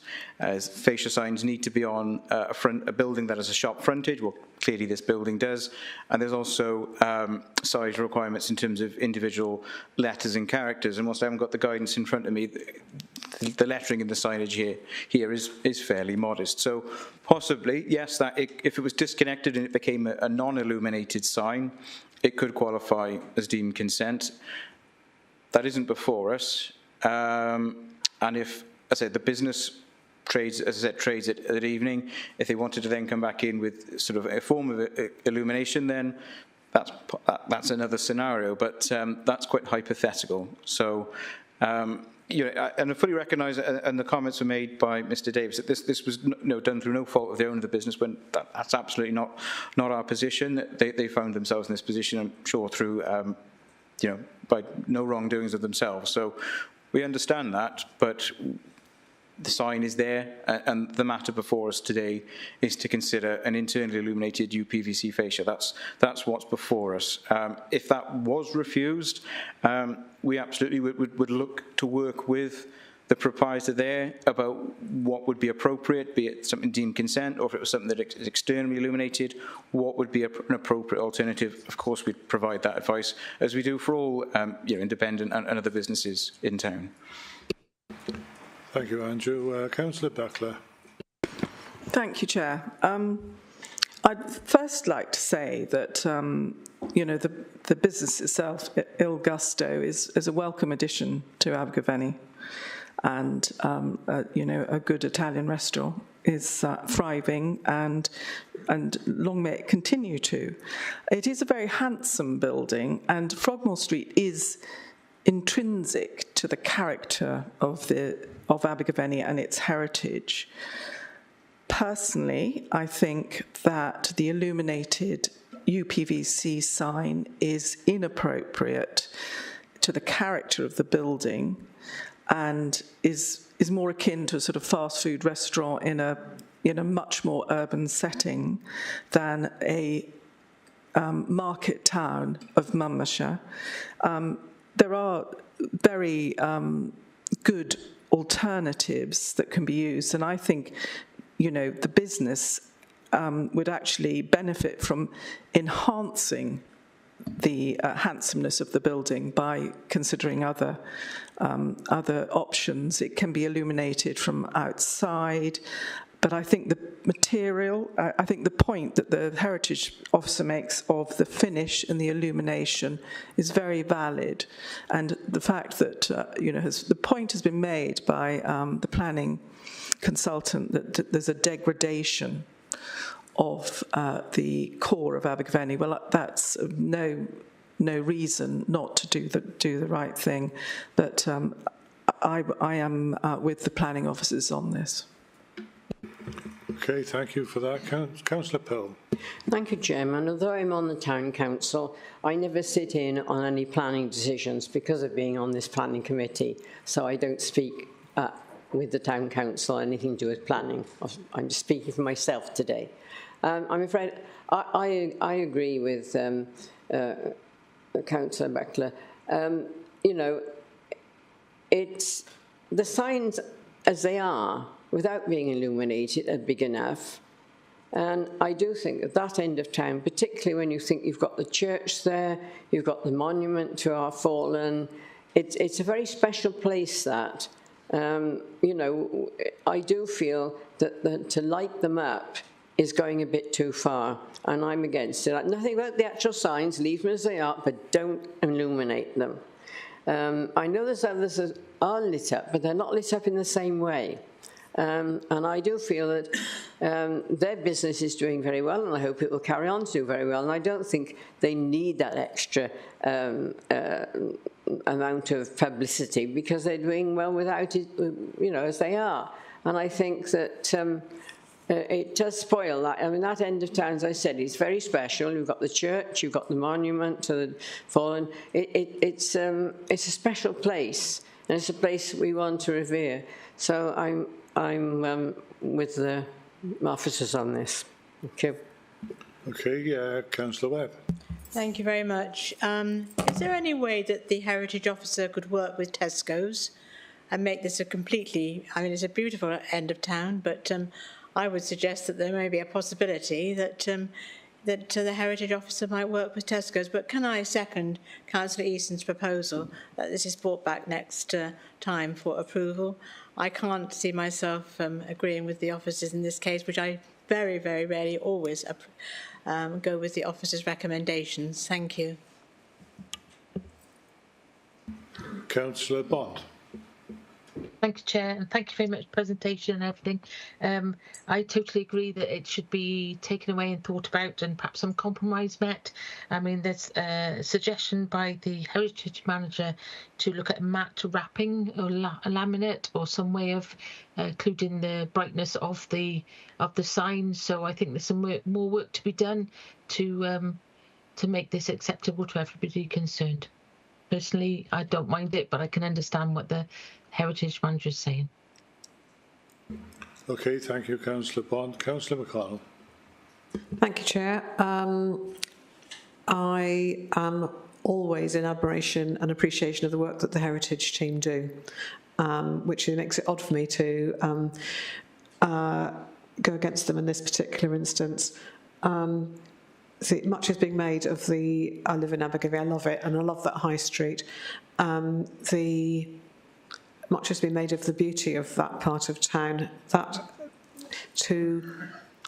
to be very particular about insisting on something visual on the street scene, which is in itself, I don't think, particularly unsightly, smack opposite Tesco's, which is not a glamorous building and which pours light into the street, seems to me to be unreasonable. And it is on that very end of that street in town. So I would be for approving this on balance, and it is a compromise, but I would be on balance in favour of approving this. Thank you. Okay, thank you, Councillor McConnell. We've got nobody else got their hands up, so we have an application before us with a recommendation for refusal. It's for refusal, is it? Because Councillor Connell mentioned. Sorry? Take the recommendation. Yeah. Well, the recommendation of officers is for refusal. Yeah. So I'd like to bring forward a proposal to defer it and go back and try and work out an answer without turning it down. Is that possible? Motion first, so it's a motion for refusal. yeah, so there is a motion for refusal. If you don't want to refuse it, vote for approval. And Chair. yes, Councillor Bond. Thank you, Chair. That's 3 councillors now that have asked for a deferment and a discussion and perhaps some compromise to be met or decided upon. Is that not a possibility? Thank you. So the officer's recommendation is for refusal. So first of all, in line with procedure, we take any motion for refusal and it's seconded if it's seconded. If it's not, then we take a motion for deferral. So first of all, is there a motion for in line with officer's recommendation for refusal? So Councillor Powell, and is there a seconder for that? Councillor Buckler.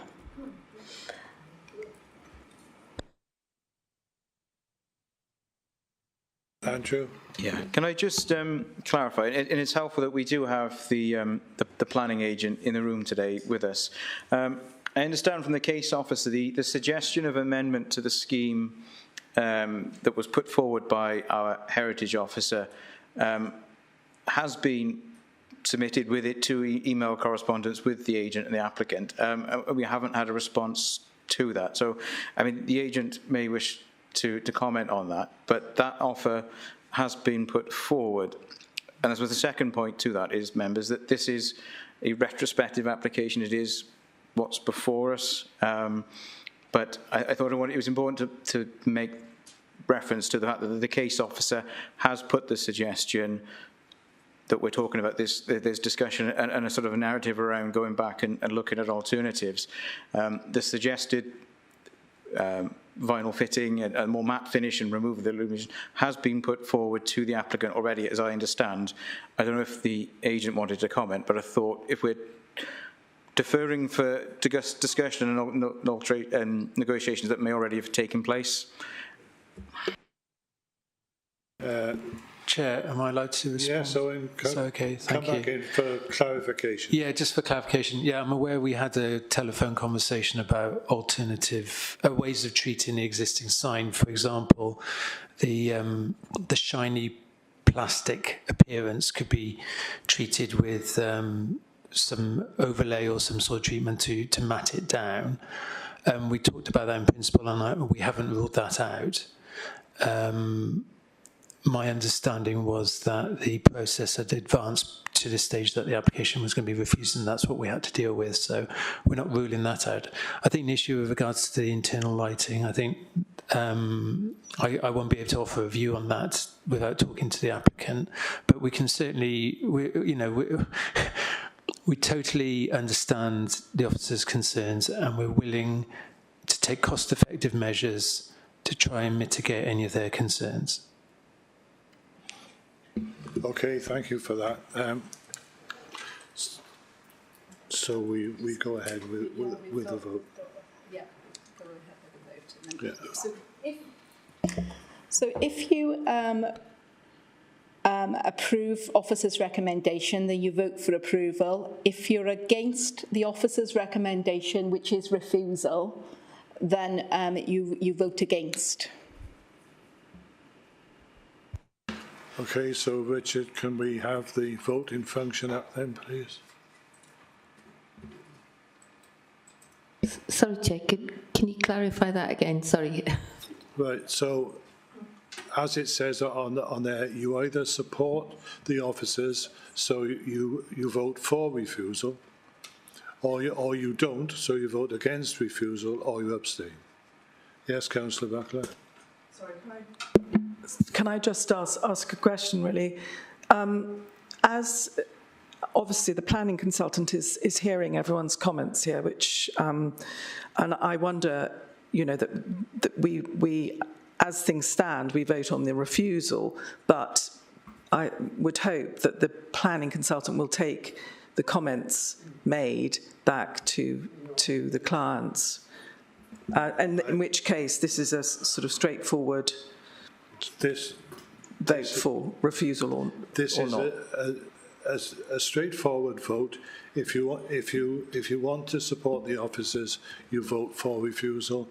If you don't, you vote against refusal, and then we'll see. I'm quite sure that Mr. Davis will take the comments back, and there is already an alternative on the table anyway. So, but the vote's already been taken. So. It's 2 people haven't voted. Yeah, well, I haven't yet, but as I was far more interested in making sure everybody knew just what they were supposed to be doing. So 1 person hasn't voted.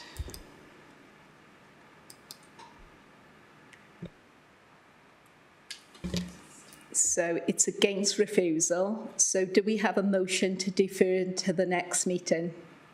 We do. We have from Councillor Eason. And Councillor. Seconded. Yeah, Councillor Webb's done that Councillor Bond, but thank you anyway. All right. Okay. Okay. Can I just clarify? Are members looking for officers to continue those conversations now with the applicant in terms of amendments, or is it defer to return to approve? I just wasn't quite clear whether there was an appetite for discussions on amendments. I believe it was, sorry, it's Councillor Eason. I've got, it was to approve, to be deferred to approve? At the first speaking, I felt reluctant to support the application to refuse on the basis of the points I made, and I suggested we, rather than go down the position of refusing and voting for and whatever against, go straight to deferment.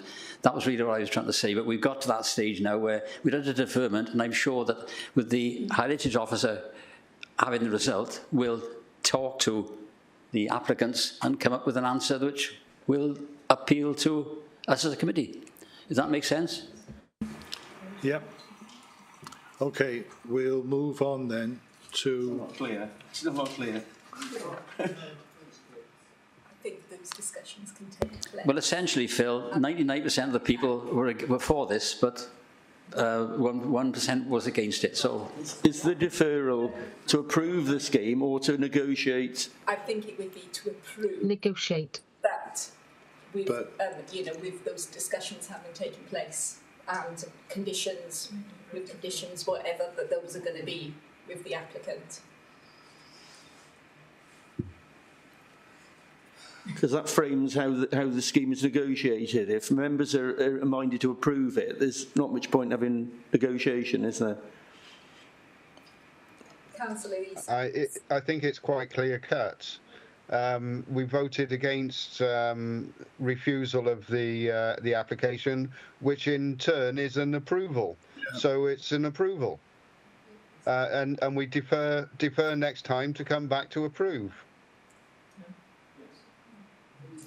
With conditions, whatever those are, that have been negotiated with the applicant, because I'm assuming that there will be some discussions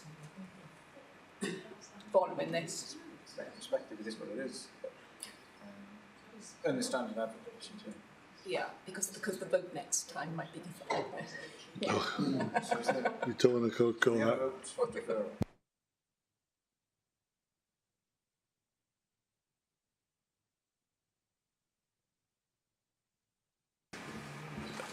In that case, we're going to move to the last item before us now, which is 2022-01511, which is the change of use from empty residential land to tourism at Swallow's Nest in Hardwick, Abergavenny.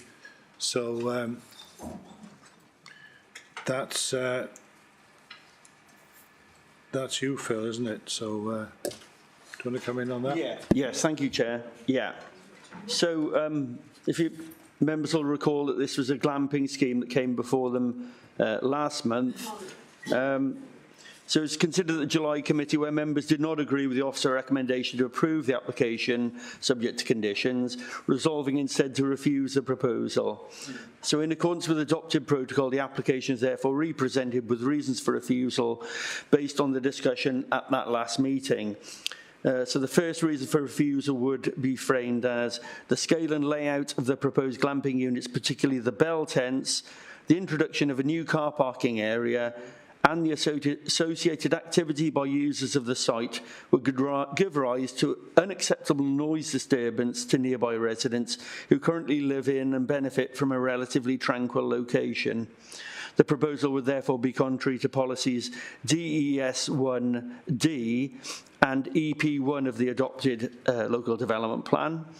And reason number 2 would be the additional vehicular traffic associated with the proposal using the narrow rural lane to access and egress the proposed car park would significantly inconvenience existing road users and cause harm to local amenity, contrary to policies DES 1A and D and EP1 of the adopted Monmouthshire Local Development Plan. So it's therefore represented with those reasons for refusal. Thank you. We have no speakers on this, and as Phil said, we had all the discussion on it last time. So can we have a proposal for refusal? Councillor Buckler and seconded by Councillor Powell. So Richard, can you put it up, please?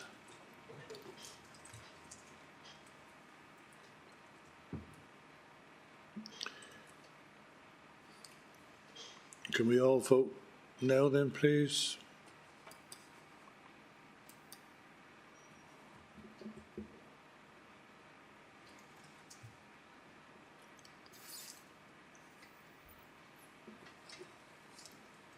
So that's clear. So that's been refused. Thank you, everybody.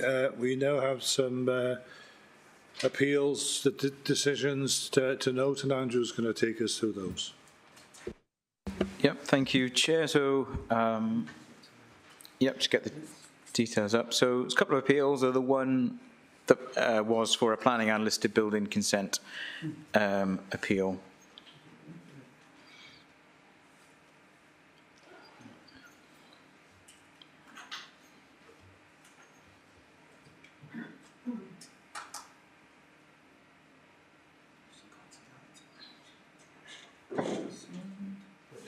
Okay, yep, this is the first one. So this is, oh, I can see it, but you can't. Apologies.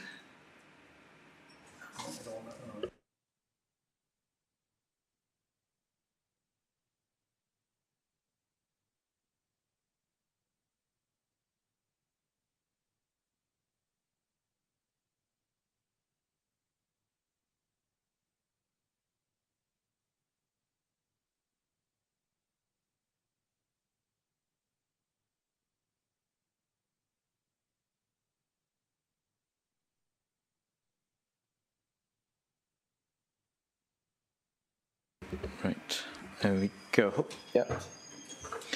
Yeah, hopefully you can see that now. So this is the first site. So this was the appeal that had both planning and listed building consent appeals on it. So appeal A and Appeal B, both were dismissed. The proposal sought permission for a single-storey lean-to extension, but that also involved removing some internal alterations. That also involved removing a section of the sort of historic fabric of the outer wall of the building, within which was a narrow slit feature. So, I say we as officers refused planning and listed building consent, and the appointed inspector agreed with our concerns, and as well as saying particularly losing the historic fabric of the building that would say become internal, but still covered via the listings. So that's where the lean-to would go there. If you can see where Phil's cursor is, perhaps that's better showed on the plans. So that's the existing, so it's sort of in the courtyard area. Yeah, you can see where the cursor is. So to facilitate the extension, you can see there's a significant portion of the wall would be removed, and the inspector agreed that in combination the works would be harmful to the listed building, and so both planning and listed building consent appeals were dismissed. So that's that one. The other appeal decision was just a planning application. So it's converting an outbuilding at Pennyworth Cottage, Goitra. This was converting an outbuilding into 2 holiday lets. So very briefly, there'd previously been an outbuilding on the site for some time. That had permission in 2020 to be replaced and a new building to be provided. And it was that new building that was seeking permission to be converted to holiday lets. As you know, we've got specific policies for conversion of buildings into both residential and tourism use, and there is currently in the current LDP a sort of caveat of buildings, more recent buildings, particularly close scrutiny to those less than 10 years old, and obviously this was only sort of built fresh as a replacement in 2020. It was well short of those times, so that was dismissed. It was also insufficient information to allow the inspector to rule out any potential harm to the River Sack as well. So it was dismissed on a policy principle reason, as well as impact of nutrients on the Sack. So 2 decisions there that upholding all of your officers' decisions to refuse consents. Okay, thank you, Andrew. And that concludes the meeting for today. So have a good break, everybody, and we'll see you in September. Thank you, Chair.